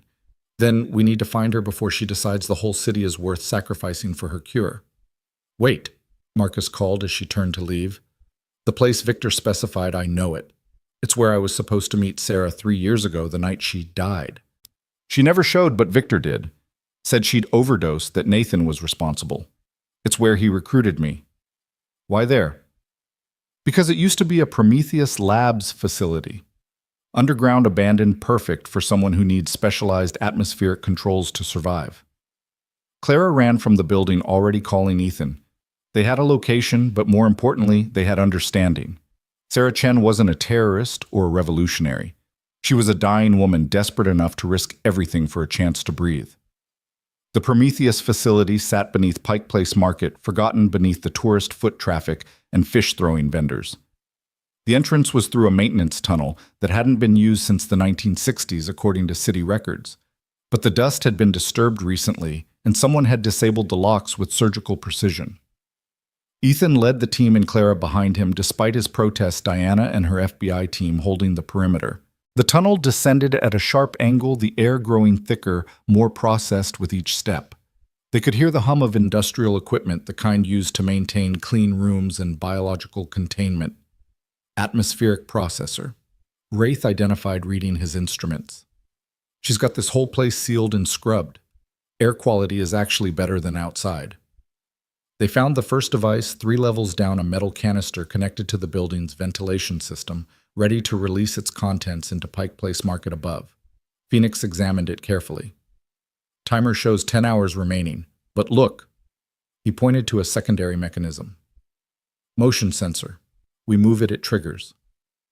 Same with all of them, probably, Thunder said, mapping the facility on his tablet. I'm reading at least 30 devices throughout this complex, all networked. They kept descending, following the lights and the increasingly clean air. The facility opened into a vast underground laboratory equipment that looked salvaged from Phoenix Technologies and Prometheus Labs, arranged in a careful pattern. At the center, in a clean room behind glass walls, Sarah Chen worked at a computer terminal. She was smaller than Clara had expected, thin to the point of frailty, with an oxygen cannula running to a tank beside her chair. When she turned to face them, Clara could see the family resemblance to Marcus, but also something else, the desperate brilliance of someone running out of time. "Miss Winters," Sarah said through the intercom, her voice slightly breathless. "Mr. Reed, I wasn't expecting you so soon." "It's over, Sarah," Diana called out, weapon drawn but not aimed. "Disable the devices and come out." Sarah laughed, triggering a coughing fit that lasted 30 seconds. When she recovered, there was blood on the tissue she'd used. "Over, Agent Cross, I'm dying. It's been over for me since I was diagnosed at 14. This is just the epilogue." "Your father thinks you're dead," Clara said, approaching the glass. "He's been destroying lives trying to avenge you." "My father was always too emotional, too focused on human connections instead of scientific truth." Sarah turned back to her computer. "Did you know your Phoenix formula is only 3 molecular adjustments away from curing my condition? 3 tiny changes and I could breathe normally, live normally, have a normal lifespan." "Then let us help you," Clara offered. "Disable the devices, work with us, and we'll find those 3 adjustments together." "Together," Sarah repeated mockingly. "Like you worked together with my father, using his ideas, his research, then pushing him aside when he became inconvenient. That's not what happened. Isn't it?" Sarah pulled up files on her screen. "I have everything, Ms. Winters. Every email, every lab note, every stolen moment of inspiration that you claimed as your own. My father was weak accepting his role as your shadow. But I won't be anyone's shadow." She hit a key. An alarm started blaring throughout the facility. 9 hours early, but who's counting?" Sarah said, standing with effort. "The devices are activating. In 60 seconds, Seattle becomes the world's largest clinical trial." Ethan moved toward the glass, but Sarah held up a dead man's switch. "Break the seal on this room and I release everything at once. No controlled dispersal, just 12 Phoenix variants flooding the air simultaneously.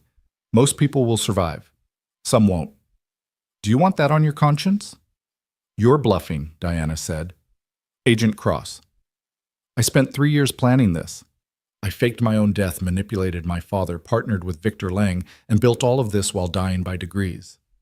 Do I strike you as someone who bluffs?" The countdown on her screen showed 45 seconds. "There has to be another way," Clara said desperately.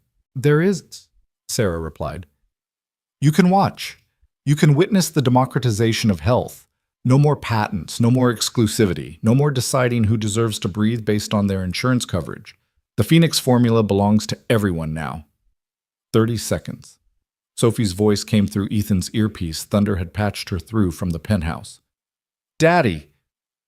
The sick lady needs different medicine, remember?" Ethan looked at Clara, something passing between them. "Sarah," he said, "you're right, you're dying. The Phoenix formula can't save you, but what if something else could—" 20 seconds. "Nothing else exists." "Your father's research," Clara interrupted, understanding. "The work he was doing before Phoenix, the cellular regeneration project. We shelved it because it was too unstable, but for someone who's already dying." 10 seconds. Sarah's finger hovered over the release button. "You're lying." "I'm not." Clara pulled out her phone, accessing Phoenix Technologies' deepest archives. "Look, Project Lazarus, your father's masterwork before we pivoted to respiratory treatments." 5 seconds. Sarah looked at the screen. Clara held up her eyes, scanning the formulae faster than seemed possible. 3 seconds. "This could work," Sarah breathed. 1 second. She disabled the countdown.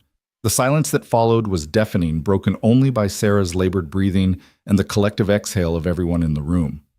"Show me everything," Sarah demanded. For the next hour, Clara and Sarah worked together, separated by glass, but united in purpose. The Lazarus Project had been Marcus's attempt to create universal cellular regeneration, abandoned because the energy requirements would kill a healthy person. But for someone whose cells were already failing, who had nothing left to lose, it's elegant. Sarah admitted, her hostility fading as she lost herself in the science. Dangerous, probably fatal, but elegant. Probably fatal is better than certainly fatal, Clara pointed out. Sarah laughed, real humor this time. You sound like my father when he was young, when he still believed science could save everyone. It can't, Clara admitted. But maybe it can save you. Sarah was quiet for a moment, then began typing. I'm disabling all the devices, remote wipe of the triggers, the timers, everything. Your FBI friends can collect them at their leisure. Thank you, Diana said, already coordinating the collection teams. Don't thank me yet, Sarah warned. Victor's still out there, and he has copies of everything. The Phoenix formula, the deployment methodology, all of it. He was using me, but I was using him too. I needed his resources, his connections. But now that I've failed, he'll find another way. Where is he? Ethan demanded. Hong Kong last I knew, but he has properties everywhere. Safe houses, bolt holes, entire identities waiting to be activated. She pulled up another file. Here, everything I know about his operations. Consider it a dying woman's gift. You're not dying, Clara said firmly. We're going to try the Lazarus Protocol. A Hail Mary based on incomplete research and desperate hope. Sarah smiled wryly. Very fitting, considering I named myself after Lazarus when I rose from the dead. The next 12 hours were a blur. Sarah was transferred to Phoenix Technologies' medical facility under heavy guard, though she was too weak to be a threat anymore. Marcus was brought in under federal supervision to consult. His daughter's condition had deteriorated faster than anyone expected, and his expertise was crucial. I'm sorry, Marcus said when he saw Sarah for the first time in 3 years. For what? Sarah asked from the hospital bed, IVs running into both arms. For being human, for grieving, for being manipulated by someone better at the game than you. She reached out, taking his hand with what little strength she had. I'm the one who should apologize. I let you think I was dead. I let you suffer. Why, Marcus asked, tears flowing freely. Because I thought if you believed I was gone, you'd move on, find peace. I didn't expect you to seek revenge. She squeezed his hand weakly. I didn't know you loved me that much. Clara watched them from the observation room, Ethan beside her. Family, she said quietly. It makes us do terrible things. And beautiful things. Ethan countered, his arm around her shoulders. Sophie asked if she could meet Sarah when this is over. Said maybe they could be friends since they both have breathing problems. Your daughter is remarkable. She gets it from her father, Clara said, then blushed when Ethan looked at her in surprise. The courage, the compassion despite everything. Before Ethan could respond, alarms started blaring through the facility. Not medical alarms, security breaches. Thunder's voice came through the comms. We've got company. 3 helicopters, military grade, no identification. They're heading straight for us. Victor, Clara said, already moving. He's coming for Sarah, or the formula, or both. Not on my watch, Ethan said, his entire demeanor shifting to combat mode. Thunder, activate all defensive measures. Phoenix Wraith gets Sarah and Marcus to the panic room. Reaper, you're with me on the roof. I'm coming too, Clara said. Clara, see. My building, my fight. She grabbed the emergency kit Ethan had insisted she keep in her office. Besides, someone needs to protect the servers. If Victor gets our research, he becomes the most dangerous man in the world, Ethan finished. All right, but you stay behind me. They moved through the building like a well-oiled machine, employees evacuating calmly thanks to the drills Ethan had implemented. By the time the helicopters arrived, the building was empty except for essential personnel. The first helicopter hovered over the landing pad, and Clara recognized the man rappelling down. Not Victor. He wouldn't dirty his hands personally, but Colonel James Crawford, dishonorably discharged ex-military who'd become Victor's personal enforcer. Reed, Crawford called out, his team spreading out behind him. Been a while. Heard you went soft playing security guard. Crawford, Ethan replied, weapon steady. Heard you went mercenary. Killing for money now? Better than pretending to be something I'm not. Victor sends his regards, by the way. Says you can walk away from this. Take your kid and go. This isn't your fight. It became my fight when you threatened my daughter, Crawford smiled. Sophie, right pretty name. Be a shame if something happened to her while Daddy was playing hero. The threat was a mistake. Ethan didn't respond with words. He moved faster than Crawford expected. The first shot was non-lethal, a rubber bullet that knocked Crawford's weapon away. The second was a tranquilizer dart that dropped him before he could reach his backup piece. The mercenaries opened fire, but Ethan and Clara were already behind cover. Reaper appeared on their flank, his sniper rifle picking off targets with precision. Thunder and Phoenix emerged from the stairwell, catching the mercenaries in a crossfire. It was over in minutes, but Clara knew this was just the first wave. Victor didn't give up easily. Her phone rang. Victor's face appeared on the screen, still in his Hong Kong office, but looking less composed than before. Impressive, he said, but ultimately futile. I have more men, more resources, more time. You're defending a fixed position against an enemy with unlimited assets. How long before you make a mistake? Long enough for this to reach every major news outlet in the world, Clara replied, holding up a tablet showing an upload in progress. Your location, your fake identity, your criminal network, everything Sarah gave us. In 30 seconds, you become the most wanted man on the planet. Victor's composure finally cracked. You wouldn't. The chaos would be temporary. Justice, however, would be permanent. Stop the upload. We can negotiate.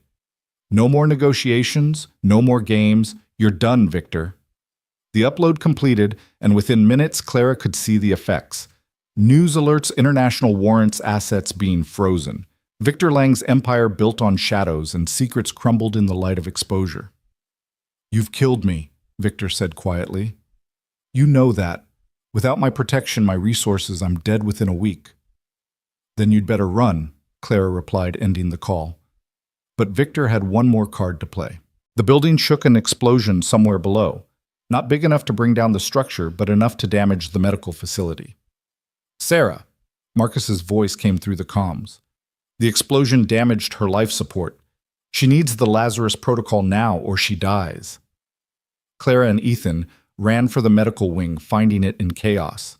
The explosion had been precisely targeted not to kill, but to force their hand. Sarah lay unconscious, her breathing barely visible, machines screaming warnings. Do it, Marcus begged Clara. Please, I can't lose her again. Clara looked at the Lazarus serum, untested and potentially fatal. Then at Sarah, brilliant and broken, dying by degrees. There was no time for trials, no time for safety protocols. Everyone out except medical staff, Clara ordered. Ethan, that includes you. I'm not leaving you. This could go wrong in ways we can't predict. If something happens, Sophie needs at least one parent. She kissed him quickly. Go. Keep everyone safe. Ethan wanted to argue but understood. He squeezed her hand once, then left, taking everyone except Clara, Marcus, and the lead physician. Administering Lazarus protocol, Clara announced, injecting the serum into Sarah's IV. For 30 seconds, nothing happened. Then Sarah's body convulsed her back, arching off the bed. The monitors went crazy, heart rate spiking, temperature rising, brain activity off the charts. Marcus held his daughter's hand while Clara adjusted the dosage, trying to find the balance between transformation and destruction. Come on, Clara whispered. Fight. You're too stubborn to die now. Sarah's eyes snapped open, but they weren't seeing the room. She was looking at something beyond something only she could perceive. Her mouth opened and she spoke in a voice that didn't sound entirely human. I can see it, she gasped. The pattern, the answer. It's so simple. We were making it too complicated. Sarah, Marcus leaned closer. What do you see? The cure. Not just for me. For everything. Every disease, every defect, every limitation of human biology. It's all connected, all one pattern repeated at different scales. She gripped Clara's arm with surprising strength. You have to document this. Everything I'm saying, it's important.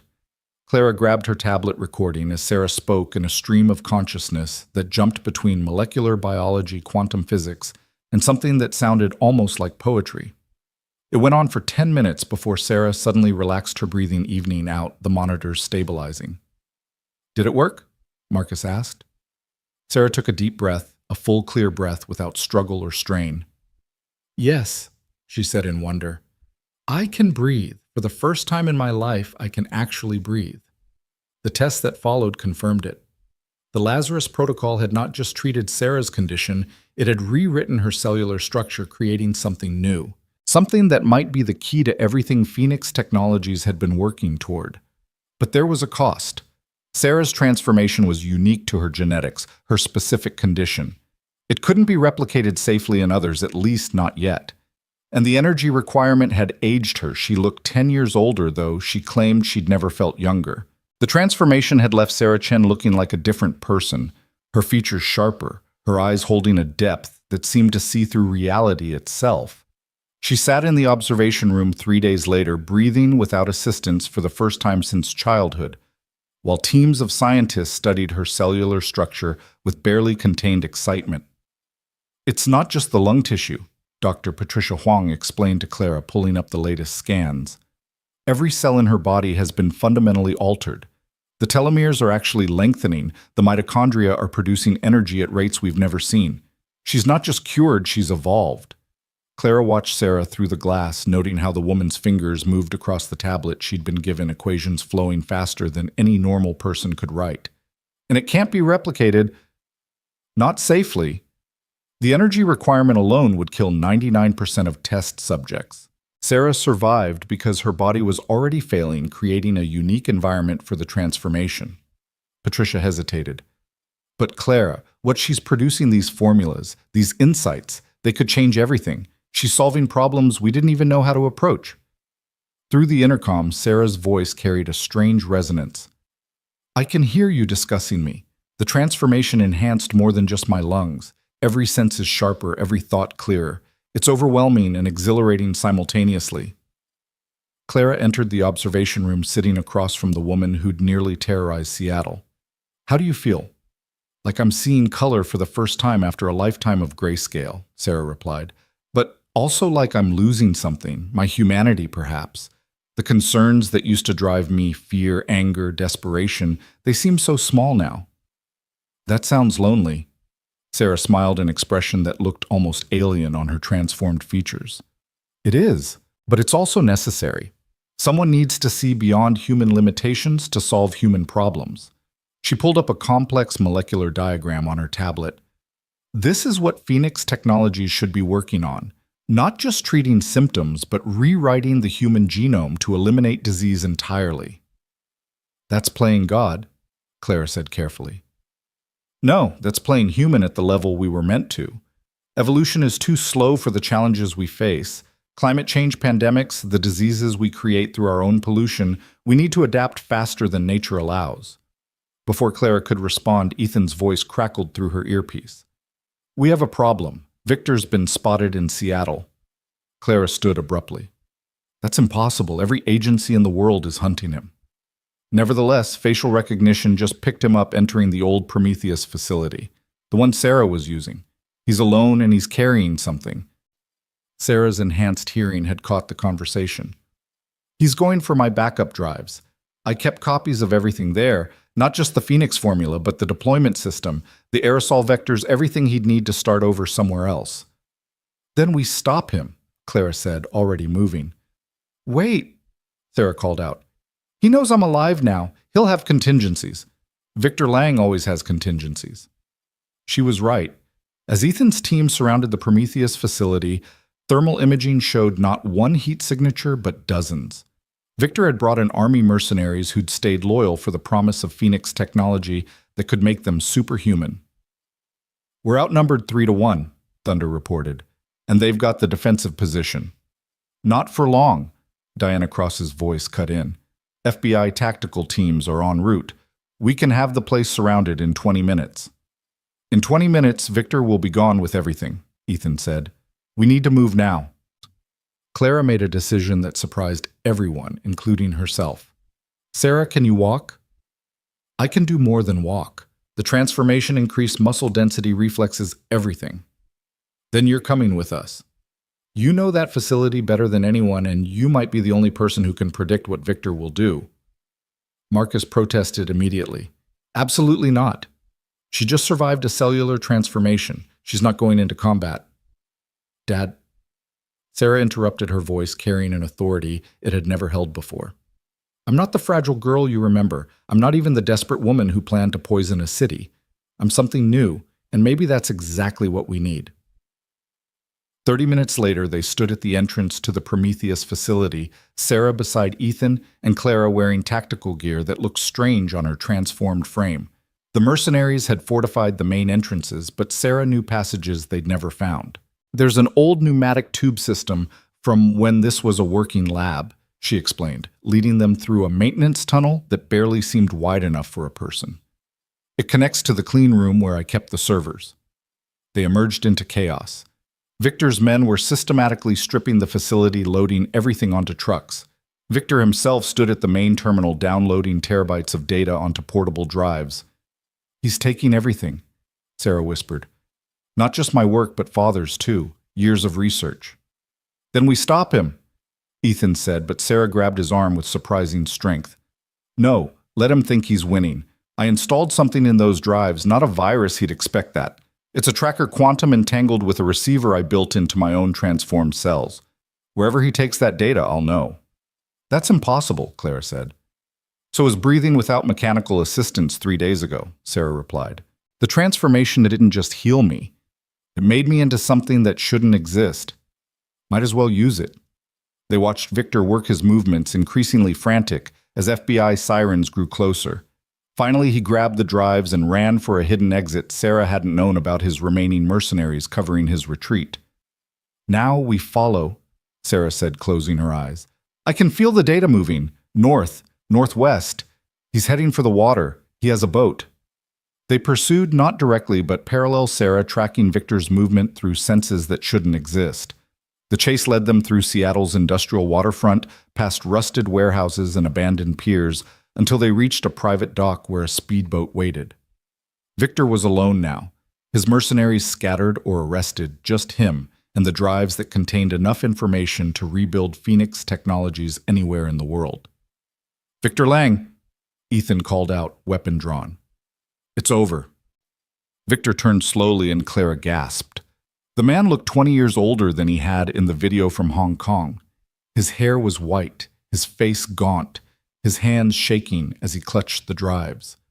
Mr. Reed, Victor said, his voice barely above a whisper. Ms. Winters and Sarah, my God, what have you become? What you always wanted, Sarah replied. Evolution, transformation, the next step in human development. Isn't that what you promised me? Victor laughed bitterly. I promised you revenge. I promised you justice. I never promised you'd become this. This is better than what you promised. This is what Clara and my father were always working toward, even if they didn't know it. The ability to transcend human limitations. At what cost? Victor asked, and for the first time Clara heard genuine fear in his voice.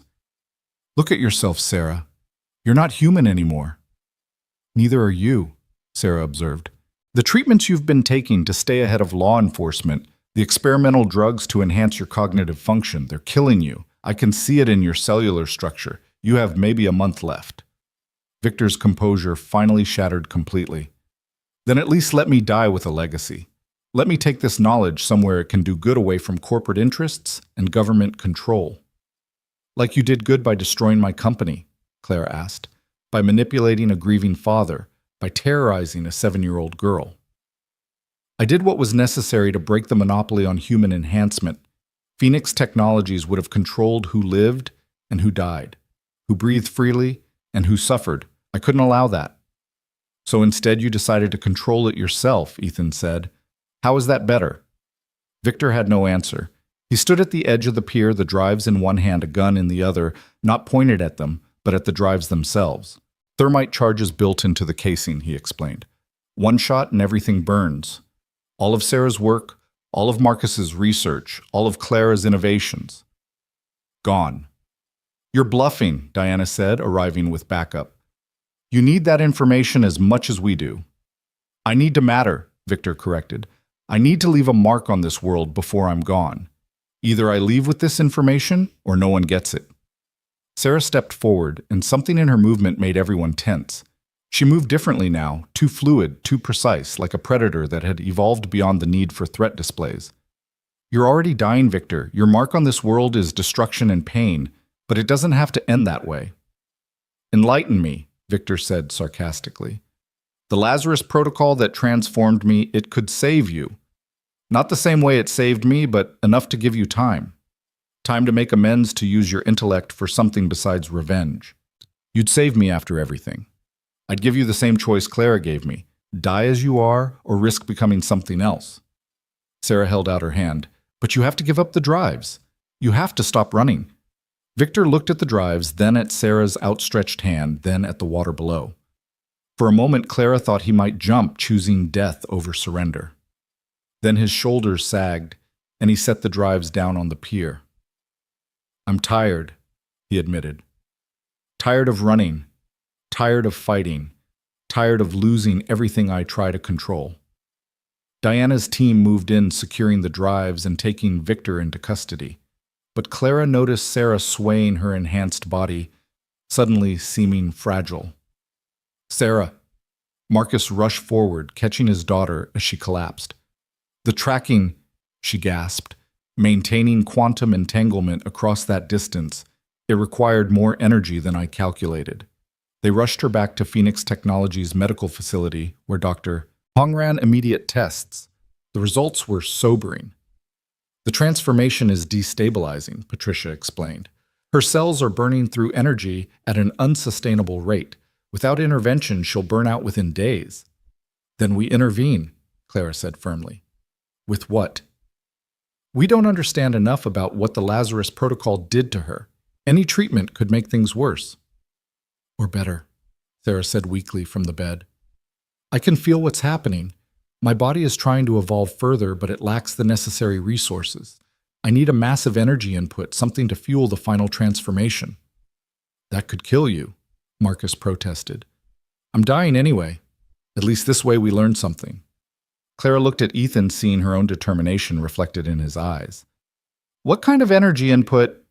Sarah managed to smile. Remember the failed Phoenix variant that caused electrical sensitivity in test subjects? The one we discontinued because patients were literally absorbing electromagnetic radiation. Phoenix 7.0, Clara recalled. But that was dangerous. Everything about me is dangerous now. But if we combine Phoenix 7.0 with a controlled electrical discharge, something massive but precise. You want us to deliberately electrocute you while you're dosed with an experimental drug? Patricia asked incredulously. I want you to give me the energy my transformation needs to complete itself. Either I become something unprecedented or I die. Either way, we advance human knowledge. The preparation took 12 hours. They had to synthesize Phoenix 7.0 from archived samples, modify the medical facility's electrical systems, and create safeguards for everyone else in the building. Sophie, who'd been staying with Clara during the crisis, drew pictures for Sarah's stick figures holding hands under a smiling sun labeled "Get Well Soon" in careful 7-year-old handwriting. She's brave, Sophie told her father as they watched the preparations through safety glass.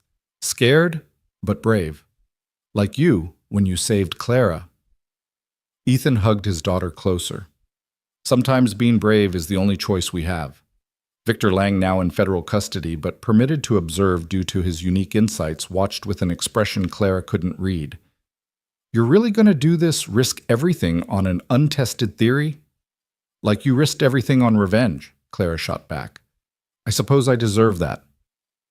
He was quiet for a moment, then added, For what it's worth, the Sarah Chen I recruited 3 years ago wouldn't have had the courage for this.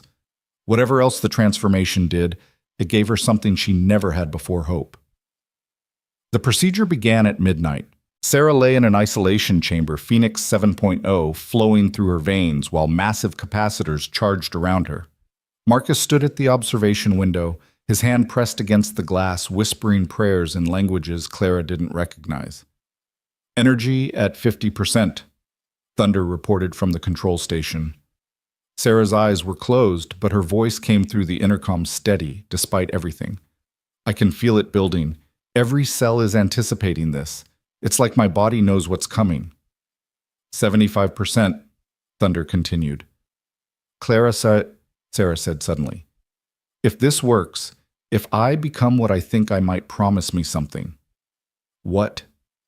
Don't let them weaponize me. Don't let me become another tool for control or power. Let me be what Phoenix Technologies was supposed to be, hope for healing. I promise, Clara said. 100%, Thunder announced. Discharge on your command. Clara looked at Sarah one more time, this brilliant, broken, transforming woman who'd gone from enemy to ally to something beyond category. Do it, she ordered. The discharge was blinding, every light in the building flickering as massive amounts of electricity coursed through Sarah's body. The Phoenix 7.0 in her system acted like a conductor, channeling the energy into every cell, every molecule, every atom of her being. For 10 seconds, it felt like hours. Sarah Chen ceased to exist as anything recognizable as human.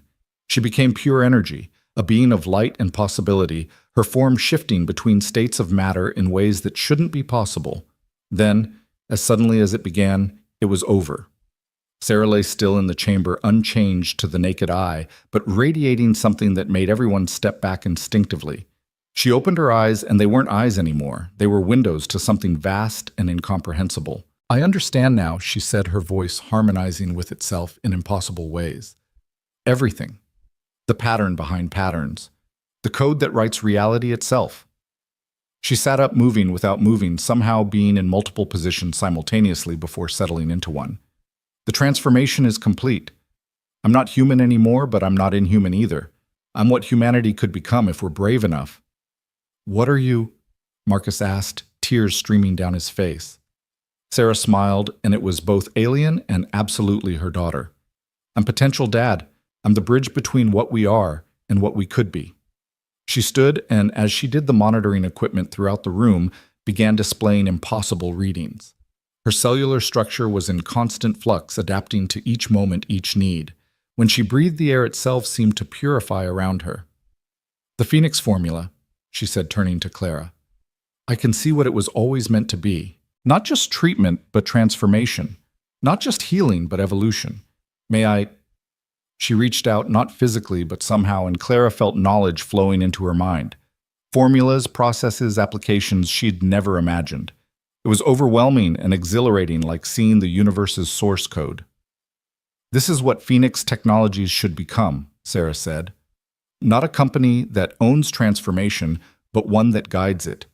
Helps humanity evolve at its own pace in its own way. That's beautiful, Clara said, but the world isn't ready for this. People will fear you, fear what you represent. Then we go slowly. We heal what can be healed with conventional Phoenix treatments. We save lives like Sophie's, and gradually, carefully, we introduce the possibility of more. Sarah looked at Victor through the observation window. Even for those who've lost their way. Victor, watching this unprecedented transformation, seemed to age another decade in minutes. I was wrong, he said quietly. I thought power came from control, from owning the future. But real power is enabling others to find their own futures. Pretty words from a dying man, Diana said coldly. Then let me make them more than words, Victor replied. I have resources hidden around the world. Money, connections, infrastructure. I'll give it all to Phoenix Technologies to support this work. Consider it penance. Clara wanted to refuse, but Sarah spoke first. Redemption isn't given, Mr. Lang. It's earned. Survive the modified Lazarus protocol, and then we'll see what kind of man you become. The offer hung in the air like a challenge. Victor, faced with his own mortality and the possibility of transformation, made the only choice he could. I accept, he said. The next days blurred together. Victor underwent a modified version of the Lazarus protocol, less dramatic than Sarah's transformation, but still unprecedented. He survived, though. What emerged was a man fundamentally changed. Not superhuman like Sarah, but renewed his body, repaired at the cellular level, his mind clear of the ambition and rage that had driven him to destruction. Marcus and Sarah worked together to refine the Phoenix treatments. Father and daughter united by science and something deeper. Sarah's transformation had given her insights that accelerated their research by decades, though she was careful not to push too hard too fast. Sophie became the first official success story of the new Phoenix treatment her asthma not just managed, but cured. The joy on her face when she ran for the first time without wheezing brought tears to even Victor's eyes. But it was the quiet moments that mattered most to Clara. Ethan teaching Sophie to ride a bike in the parking lot. Sarah learning to be human again by playing board games with a 7-year-old. Marcus and Victor, former enemies, working side by side in the lab. Even Nathan serving his sentence but contributing to the research through correspondence, finding redemption in small acts of service. 3 months after Sarah's final transformation, Clara stood in her office, their office now as Phoenix Technologies had become truly collaborative, watching the sun rise over Seattle. The city had recovered from the chaos, though rumors persisted about what had really happened in those terrifying days. "You're up early," Ethan said, entering with 2 cups of coffee. "Couldn't sleep, too much to think about." "The FDA approval." Among other things, Clara turned to face him. "They're going to approve the basic Phoenix treatment for widespread use. Within a year, every hospital in the country will have access. No more children suffering from severe asthma. No more families choosing between breathing and bankruptcy." "That's amazing, Clara. It's everything you worked for." "It's a beginning," she corrected. "Sarah showed us what's possible. Evolution, transformation, becoming more than our limitations. But are we ready for it?" Ethan set down the coffee and took her hands. "Humanity's never ready for its next step. We weren't ready for fire, for agriculture, for industrialization. But we adapted. We grew. That's what we do. And if we grow too fast, if Sarah's transformation spreads before we understand it, then we deal with it together, like we always have." Before Clara could respond, Sophie burst in, followed by Sarah, who moved with that strange, fluid grace that marked her as something beyond human. Sarah's going to teach me science," Sophie announced excitedly. "She says I could be a scientist like you and her and Grandpa Marcus." "Grandpa?" Clara looked at Ethan in surprise. He shrugged, smiling. "She started calling him that last week. Marcus nearly cried." Sarah knelt beside Sophie, her transformed features softening with genuine affection. "Everyone can be a scientist, Sophie. It just means asking questions and not being afraid of the answers. Even if the answers are scary. Especially then, that's when we learn the most." Sophie considered this with 7-year-old seriousness, then asked, "Are you scared of what you became?" Sarah was quiet for a moment, her enhanced perception probably seeing layers of meaning in the child's simple question.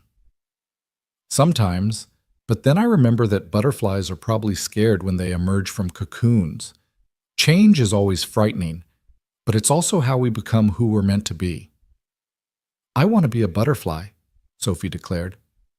"You already are," Sarah replied. "You transformed from someone who couldn't breathe to someone who can run and play. That's its own kind of metamorphosis." Clara watched this interaction, seeing the future taking shape, not in grand gestures or dramatic confrontations, but in small moments of connection and understanding. Phoenix Technologies had started as her dream of healing, become a battleground for control, and was now transforming into something neither she nor Victor nor anyone had envisioned a bridge to humanity's next chapter. "There's something else," Ethan said quietly, pulling Clara aside. "Diana called.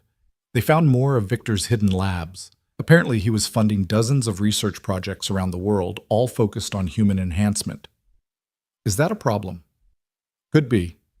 Most of the researchers have agreed to work with Phoenix Technologies, but some have gone dark, taken their research and disappeared." Clara sighed. "So it's not over." "It's never over. There will always be someone who wants to use this technology for power instead of healing, but that's why we keep working, keep watching, keep protecting what we've built." Ethan pulled out a small velvet box, dropping to one knee right there in the office. "Clara Winters, you saved my daughter's life. You gave me purpose beyond survival. You showed me that building something is harder and more rewarding than destroying it." "Will you marry me?" Sophie squealed in delight. Sarah smiled with that otherworldly knowing. Even Marcus, who'd been quietly entering with morning reports, stopped in the doorway, his face bright with joy. "Yes," Clara said, not needing to think. "Yes, of course." As Ethan slipped the ring on her finger, a simple band with a small stone that somehow caught light like Sarah's transformed eyes, Clara realized this was what Phoenix Technologies had always been about. Not just the technology or the treatments, or even the evolution of humanity. It was about connection, about finding family in unexpected places, about choosing to build rather than destroy, to heal rather than hurt, to transform rather than remain static. "We should celebrate," Marcus suggested. "Breakfast. My treat." "Can we have pancakes?" Sophie asked hopefully. "Pancakes it is," Clara agreed, taking Ethan's hand. As they prepared to leave, Sarah remained by the window, watching the city wake up. "It's beginning," she said softly. "The change. I can feel it in the air and the people walking below. Humanity is ready for its next step, even if it doesn't know it yet." "Then we'll help them take it," Clara said. "One breath at a time." Sarah turned, and for a moment she looked entirely human, vulnerable, hopeful, and full of love for this strange family they'd built from chaos and conflict. "One breath at a time," she agreed. They left the office together, a most unusual family. A former Navy SEAL turned security chief, a CEO who'd lost everything and gained so much more, a 7-year-old girl who could finally breathe freely, a brilliant scientist seeking redemption for his mistakes, and a transformed woman who represented humanity's potential future. Behind them in federal custody, Victor Lang sat in his cell, his body renewed by the modified Lazarus Protocol, his mind clear for the first time in decades. He was writing, documenting everything he knew about human enhancement research around the world, not for power or control, but as penance, as contribution, as hope that his legacy might be more than destruction. And in hidden laboratories across the globe, researchers who'd taken Victor's funding and vanished were making their own choices. Some would choose to help humanity evolve. Others would try to control that evolution. The struggle between healing and harming, between connection and isolation, between transformation and stagnation would continue. But for now, in a Seattle diner where a little girl was laughing at her father's joke while her soon-to-be stepmother helped her cut her pancakes, where a grandfather figure was teaching her to count in Mandarin, where a transformed woman was learning to be human by being part of a family. There was peace. There was hope. There was breath. The phoenix had risen from its ashes not as a bird of prey, but as a symbol of what humanity could become when it chose compassion over control, evolution over stagnation, and love over fear. The real transformation hadn't been Sarah's metamorphosis, or Victor's redemption, or even Sophie's healing. It had been the realization that they were stronger together than apart, that family wasn't just about blood but about choice, and that sometimes the greatest power came from giving power away. As Sophie blew bubbles in her chocolate milk, giggling when Sarah made them dance in the air with abilities that shouldn't exist, Clara squeezed Ethan's hand and knew that whatever came next, they would face it together. The future was uncertain, full of challenges and possibilities in equal measure, but for the first time in her life, Clara Winters wasn't afraid of uncertainty. She was excited by it, because uncertainty meant potential. And potential, as Sarah had shown them, was the most powerful force in the universe. The transformation was complete, but the evolution had just begun. The wedding was supposed to be simple. Just family and close friends in the rebuilt garden atop Phoenix Technologies, with Seattle's skyline as witness. But simplicity had never been Clara's strong suit, and with Sarah's transformation allowing her to literally make flowers bloom at will, the rooftop had become an Eden of impossible colors and fragrances that shouldn't exist in the Pacific Northwest's autumn. Sophie stood at the altar in her flower girl dress, breathing deeply and freely, still marveling 6 months later at the ability to fill her lungs without pain. She held the ring's simple bands that Ethan had made himself from metal, salvaged from the original Winters Tower, melted down and reformed into something new and stronger. "Daddy's crying," Sophie whispered loudly enough for everyone to hear, causing a ripple of laughter through the small gathering. Ethan wiped his eyes, not bothering to deny it, as Clara walked toward him, Marcus at her side to give her away. She wore her mother's dress altered and modernized, but carrying the history of another woman who'd chosen love over convention, who'd built something from nothing with her husband in a garage that would eventually become Phoenix Technologies. "You sure about this?" Marcus asked quietly as they walked. "Marriage to a former SEAL who attracts trouble like a magnet." "Says the man who faked his own death and nearly destroyed Seattle," Claire replied with a smile. "Besides, I attract plenty of trouble on my own." They'd reached the altar where Ethan waited. Thunder standing as his best man, trying to look comfortable in a suit that clearly wasn't his preferred attire. Diana Cross, who'd surprised everyone by accepting Claire's invitation to be maid of honor, stood opposite her FBI badge tucked away for once. The officiant Judge Harrison, Detective Harrison's father, who'd remained one of the few incorruptible figures in Seattle's justice system, began the ceremony with words about transformation and renewal that took on deeper meaning given their audience. "Do you, Clara Winters, take this man?" The window behind them exploded. Ethan moved before the glass finished falling, pulling Clara down and shielding her with his body as tactical smoke grenades rolled across the rooftop garden. Sophie screamed, but Thunder already had her carrying her to safety behind the reinforced planters Ethan had insisted on installing. Through the smoke came figures in full tactical gear moving with military precision. Not mercenaries. This time, these were professionals government trained, their movements too coordinated for hired guns. "Nobody move." The lead figure commanded weapon trained on Sarah, who stood perfectly still. Her transformed body probably capable of things that would terrify them if they knew. "Dr. Sarah Chen, by order of the Department of Enhanced Individuals, you're under arrest." "The Department of what?" Clara demanded, standing despite Ethan's attempt to keep her down. The tactical team's leader pulled off his helmet, revealing a face Clara recognized from news reports: General Patricia Huckle Hawkins, the president's special advisor on emerging threats. "The world has been watching Miss Winters," Hawkins said, her weapon never wavering from Sarah. "A human being transformed into something beyond classification, able to manipulate matter at the molecular level, possessing knowledge that could destabilize every government on Earth. Did you really think we'd just let her walk free?" "I'm not a weapon," Sarah said, her voice carrying that strange, harmonic quality it had developed since the transformation. "I'm not a threat. You're an unknown variable with the power to rewrite reality itself. That makes you the very definition of a threat." Hawkins gestured, and her team moved to surround Sarah. "Come quietly, and no one gets hurt." "No," Sophie said, breaking free from Thunder's protective hold and running to stand in front of Sarah. "You can't take her. She's family." "Sophie, get back," Ethan ordered, but his daughter stood firm, 7 years old and fierce with protective love. "She saved me," Sophie said to General Hawkins. "She taught me science and showed me how butterflies aren't scared of changing, and she makes the flowers dance when I'm sad. You can't take family away. It's not fair." Something in Hawkins' expression flickered. Perhaps she had children of her own, but her weapon remained steady. "I'm sorry, little one, but this is a matter of national security." "Actually," Victor Lang said, stepping out from behind the destroyed window frame, "it's a matter of international security." Everyone froze. Victor looked different than he had even a week ago. The Lazarus Protocol continuing to refine his cellular structure, making him appear younger, but somehow ancient, as if he'd lived multiple lifetimes and remembered them all. "Mr. Lang, you're supposed to be in federal custody," Diana said, her hand moving to where her service weapon would normally be.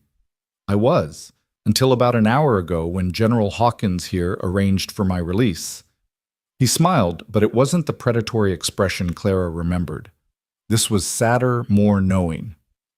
"You see, the government needs someone who understands enhancement technology, someone who's been funding research into human evolution for the past decade. They made me an offer, help them control what's coming, and they'll commute my sentence." "You son of a—" Ethan started forward, but Clara caught his arm. "Wait," she said, studying Victor's face. "There's more to this." Victor nodded slowly. "The Department of Enhanced Individuals wasn't created because of Sarah. She's just the first one they've found. There are others, Ms. Winters. The researchers who took my funding and vanished. They didn't just take the money. They used it. On themselves. on volunteers, on desperate people with nothing to lose. How many? Sarah asked her enhanced perception, probably already calculating the implications. 17 confirmed cases across 6 continents. People who can manipulate electromagnetic fields alter their molecular density process information at superhuman speeds, and those are just the ones we know about. Victor looked directly at Clara. Your Phoenix formula didn't just open the door to healing, it opened the door to human evolution, and that door can't be closed. General Hawkins finally spoke. Which is why we need Dr. Chen. She's the most advanced, most stable transformation we've encountered. Studying her could help us understand what's happening, maybe even control it. Study, Sarah said quietly. You mean dissect? I mean understand. This isn't about turning you into a lab rat, Dr. Chen. It's about preventing a war between enhanced humans and everyone else. History shows us what happens when populations diverge. Fear, violence, genocide. We need to get ahead of this. By imprisoning anyone who's different, Marcus stepped forward, putting himself between the soldiers and his daughter. My daughter isn't a specimen or a weapon. She's a person who chose to risk everything to save lives. A person who can rewrite molecular structures with her thoughts, Hawkins countered. What happens when someone with that power decides they don't like the current government, or wants to reshape society, or simply has a bad day? What happens when governments decide enhanced humans don't deserve rights? Sarah responded. When fear drives policy instead of understanding. General, I can see your cellular structure. You have a tumor in your left lung, stage 1 treatable but undiagnosed. Your daughter, I can smell her perfume on your uniform, has type 1 diabetes. Your son, whose photo is in your pocket, suffers from a genetic condition that will manifest in his 20s unless treated. Hawkins went pale. How could you possibly? Because this is what I am now. Not a weapon, not a threat, but someone who sees what needs healing. I could cure your cancer with a touch, rewrite your daughter's pancreatic cells to produce insulin naturally, prevent your son's suffering before it begins. But instead you point weapons at me and talk about control. The rooftop was silent except for the wind and the distant sounds of Seattle waking up to what should have been an ordinary Saturday. Sophie broke the silence. Why don't you just help each other? The simple question from a child hung in the air like an accusation. It's not that simple, Hawkins began. Yes, it is, Sophie interrupted with 7-year-old certainty. Sarah helps people and you protect people, so protect her while she helps. Then everyone wins. Victor laughed soft and genuine. Out of the mouths of babes. He looked at Hawkins. The girl has a point. What if instead of containment we offered cooperation? Elaborate, Hawkins said, though her weapon hadn't lowered. Phoenix Technologies becomes the official research center for enhanced individuals. Dr. Chen leads the program developing protocols for safe transformation, teaching others to control their abilities, ensuring that enhancement serves humanity rather than destroying it. Victor gestured to the assembled group. You have the perfect team. Claire's business acumen and ethical framework, Ethan's military experience and protective instincts, Marcus's scientific brilliance, my resources and, dare I say, reformed perspective, even Agent Cross's law enforcement connections. And Sarah, Clara asked. Sarah becomes what she was always meant to be, a bridge between what humanity was and what it's becoming. Victor met Sarah's transformed eyes, not hidden away in a government facility, but working openly, transparently, helping the world adjust to its new reality. That's asking us to trust the woman who nearly poisoned Seattle, Hawkins pointed out. And the man who burned down a building, Clara added, and the father who faked his death, and the FBI agent who bent the rules, and the soldier who broke out of custody. We're all broken, General, but broken things, when properly mended, are often stronger than they were before. Sarah stepped forward, gently moving Sophie behind her. General Hawkins, I could disable your entire team without harming them. I could rewrite the air you're breathing to make you sleep or dance or see colors that don't exist. But I won't, because that's not who I choose to be. She held out her hand, palm up, and a flower grew from nothing, not an illusion or trick, but actual matter coalescing from air and dust and possibility into a perfect white rose. This is what I choose to do with my power, Sarah said, offering the rose to Hawkins. Create, not destroy. Heal, not harm. But I can't do it from a cell, and I can't do it alone. Hawkins stared at the impossible rose, then at the child standing fearlessly beside a transformed human at the wedding party that had become a negotiation for the future of humanity.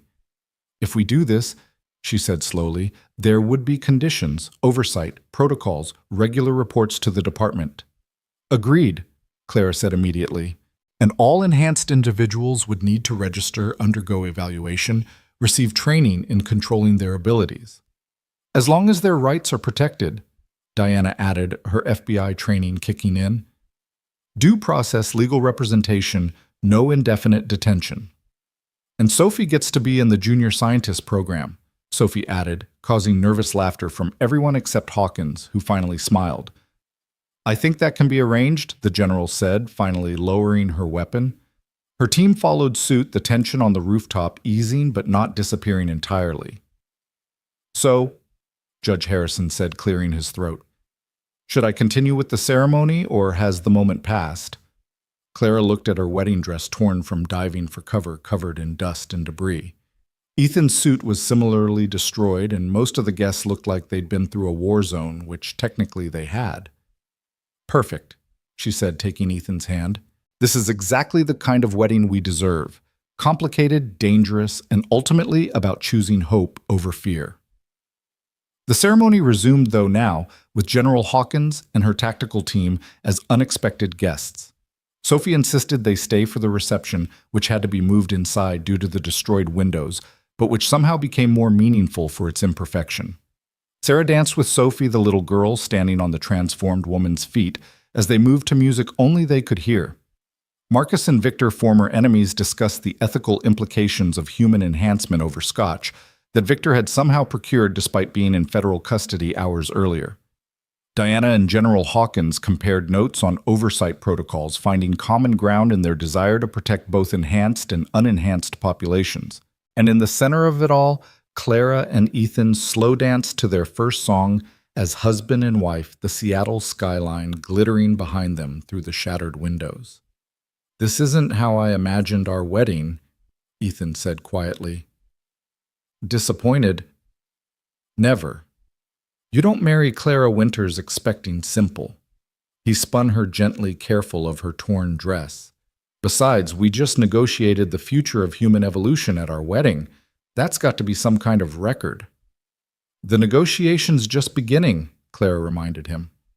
There are enhanced individuals out there who won't want to register, governments that won't want to cooperate, people who will see Sarah and others like her as either gods or demons. Then we'll deal with it, together, like we always do. Before Clara could respond, Phoenix, the seal, not the company, appeared at Ethan's shoulder. Sorry to interrupt, but we've got a situation. On his tablet, news footage showed a man in Tokyo literally walking through walls, stealing from banks, and disappearing before police could respond. Another feed showed a woman in London whose touch was turning metal into gold, causing economic chaos. A third showed teenagers in Mumbai who were levitating their bodies defying gravity as crowds gathered to worship or stone them depending on their beliefs. It's happening, Sarah said, appearing beside them, with that unnerving ability to move without seeming to cross the intervening space. The emergence. Enhanced humans revealing themselves either by choice or accident. How many? Clara asked. Dozens today. Hundreds by the end of the week. Thousands within a month. Sarah's transformed eyes saw patterns no one else could perceive. The Phoenix formula was the catalyst, but it was always going to happen. Evolution doesn't ask permission. General Hawkins was already on her phone mobilizing resources, calling in favors, trying to prevent panic from spreading faster than the enhanced individuals were appearing. We need a response, she said to Clara. Something to prevent this from becoming a war. Clara looked around the room at their strange coalition, former enemies, now allies, enhanced and unenhanced, working together. A 7-year-old girl teaching adults about acceptance simply by existing. We tell the truth, Clara said. We go public with everything. Phoenix Technologies, the transformation, the potential for humanity to evolve. We show them Sarah not as a threat, but as a teacher. We offer hope instead of fear. That's a huge risk, Diana pointed out. People don't handle change well. They handle lies worse, Victor said, surprising everyone by supporting Clara's plan. Trust me, I've built empires on deception. They always fall. But truth, however painful, provides a foundation for building something lasting. Then we do it tonight, Clara decided. While the world is watching, while we have the chance to frame the narrative. On your wedding night, Marcus asked. Clara looked at Ethan, who nodded without hesitation. What better way to start a marriage than by changing the world? The press conference was hastily arranged in Phoenix Technologies' main auditorium, the one that had been rebuilt with reinforced everything after the fire. Within 2 hours, every major news outlet had representatives present, drawn by the promise of an announcement that would fundamentally alter humanity's understanding of its future. Clara stood at the podium, still in her torn wedding dress because someone, probably Sophie, had suggested it would show she had nothing to hide. Ethan stood beside her in his ruined suit, their wedding rings catching the light. Behind them, Sarah waited with Marcus and Victor, while Diana and General Hawkins flanked the stage with their respective teams. Good evening. Claire began, her voice steady despite the magnitude of what she was about to do. 6 months ago, Phoenix Technologies was attacked, burned, nearly destroyed by individuals who sought to control what we'd discovered. What they didn't understand was that our discovery couldn't be controlled, only guided. She gestured to Sarah, who stepped forward. The cameras immediately focused on her, on the way she moved, the way light seemed to bend around her slightly, the way her eyes held depths that shouldn't exist. This is Dr. Sarah Chen, Clara continued. She is the first stable, fully transformed, enhanced human. She is not a mutant, not an experiment gone wrong, not a threat to humanity. She is what we all have the potential to become: evolved, enhanced, extraordinary. The room erupted in questions, but Clara raised her hand for silence. The Phoenix formula, originally designed to treat respiratory conditions, has unlocked something in human DNA. The potential for transformation, for evolution, for becoming more than our biological limitations.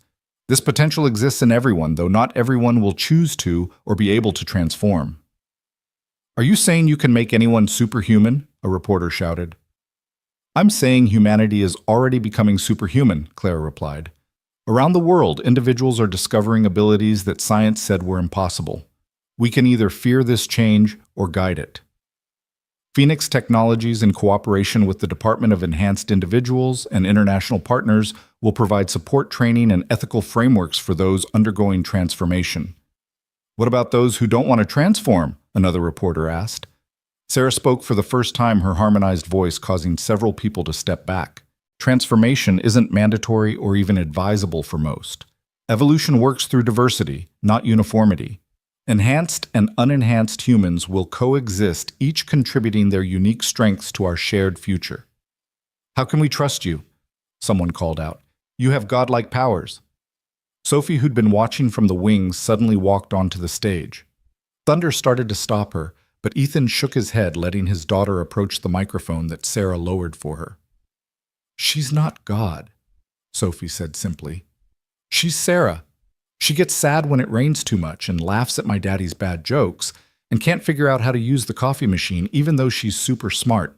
Having powers doesn't make you not human. It just makes you human with powers. The press conference continued for another hour with demonstrations of Sarah's abilities, healing a reporter's chronic back pain with a touch, purifying contaminated water by restructuring its molecules, even creating a small aurora in the auditorium by manipulating electromagnetic fields. But it was Sophie's words that went viral, shared across every platform in every language. Having powers doesn't make you not human. The world's reaction was everything they'd expected and more. Fear and wonder, worship and condemnation, acceptance and rejection. Humanity's full spectrum of responses to change played out on a global stage. Some countries immediately banned enhanced individuals. Others offered them citizenship and resources. Religious groups proclaimed everything from the second coming to the end times. Scientists demanded access to study the phenomenon. Military organizations tried to recruit enhanced individuals for their own purposes. Through it all, Phoenix Technologies stood as a beacon of stability. Within a month, they had established treatment centers in 12 cities, not to create enhanced humans, but to help those who were transforming naturally to understand and control their abilities. The junior scientist program Sophie had demanded became real teaching. Children enhanced and unenhanced alike, to see differences as opportunities for learning rather than reasons for fear. Marcus and Victor. Their past sins not forgotten, but transformed into purpose, led research into safe transformation protocols, ensuring that those who chose enhancement did so with full knowledge of the risks and benefits. Diana created a new division within the FBI specifically trained to work with enhanced individuals protecting their rights while ensuring public safety. General Hawkins, whose cancer Sarah had cured with a touch that rewrote her cellular structure, became an advocate for integration rather than segregation, using her military connections to prevent the feared war between enhanced and unenhanced humans. But it was the small victories that mattered most. A young boy in Detroit, who could generate electricity, learned to power his family's home during outages instead of fearing his ability. A woman in Paris, whose empathic abilities had driven her to isolation, found peace helping others process trauma. A grandfather in Beijing, who developed the ability to see through solid objects, became the world's best search and rescue operator. And in Seattle, in a penthouse that had become home to the strangest family imaginable, life found a new rhythm. Ethan would wake early, checking security reports from around the world, coordinating with enhanced individuals who needed protection from those who would exploit them. Clara would join him for coffee that Sarah still couldn't figure out how to make properly, despite being able to manipulate matter at the quantum level. Sophie would bounce between her regular school and her advanced science lessons with Sarah and Marcus, her curiosity undimmed by the magnitude of what she was learning. She'd started a video blog, Sophie's Science, where she explained enhancement to other kids in terms they could understand, usually involving butterflies and metaphors about breathing. Sarah continued to evolve her transformation, not a destination, but a journey. Each day brought new abilities, new understanding, new ways to bridge the gap between what humanity was and what it was becoming. She learned to dial down her presence to seem more human when needed, though she never tried to hide what she was. Victor's sentence, commuted to community service that would last the rest of his extended life, worked tirelessly to undo the damage he'd caused. His resources, combined with Phoenix Technologies' innovation, funded enhancement centers worldwide. He and Nathan, who'd been released early for good behavior and his contributions to the research, formed an unlikely friendship based on shared redemption. Marcus found peace in seeing his daughter not just alive but thriving, using her abilities to help others. He published papers on enhancement ethics, becoming the moral compass for a scientific revolution that could easily have lost its way. 1 year after the wedding that had changed everything, they gathered again on the rebuilt rooftop garden. This time there were no interruptions, no tactical teams, no world-ending crises, just family and friends celebrating Sophie's 8th birthday. The guest list had grown. Enhanced individuals Sarah had helped through their transformations. Government officials who'd learned to see enhancement as an opportunity rather than a threat. Scientists from around the world working to understand humanity's new chapter. Even some former enemies who'd chosen reconciliation over continued conflict. Sophie blew out her candles, Sarah making them dance and swirl impossibly in the air before extinguishing, and made a wish she immediately announced to everyone. "I wish that everyone could breathe as easy as I can now." "That's not how wishes work," Marcus laughed. "You're supposed to keep them secret." "Why?" Sophie asked with genuine confusion. "If we all know what we're wishing for, we can all help make it come true." Clara and Ethan exchanged glances, marveling again at their daughters, and she was their daughter now, in every way that mattered, ability to distill complex truths into simple statements. "She's right," Sarah said, her voice carrying across the garden. "We've spent so much time keeping secrets, hiding our wishes and fears and dreams. Maybe it's time we shared them, worked together to make them real." "What do you wish for?" Clara asked her. Sarah was quiet for a moment, her transformed eyes seeing possibilities that stretched beyond normal perception. "I wish to remain human enough to remember why this matters.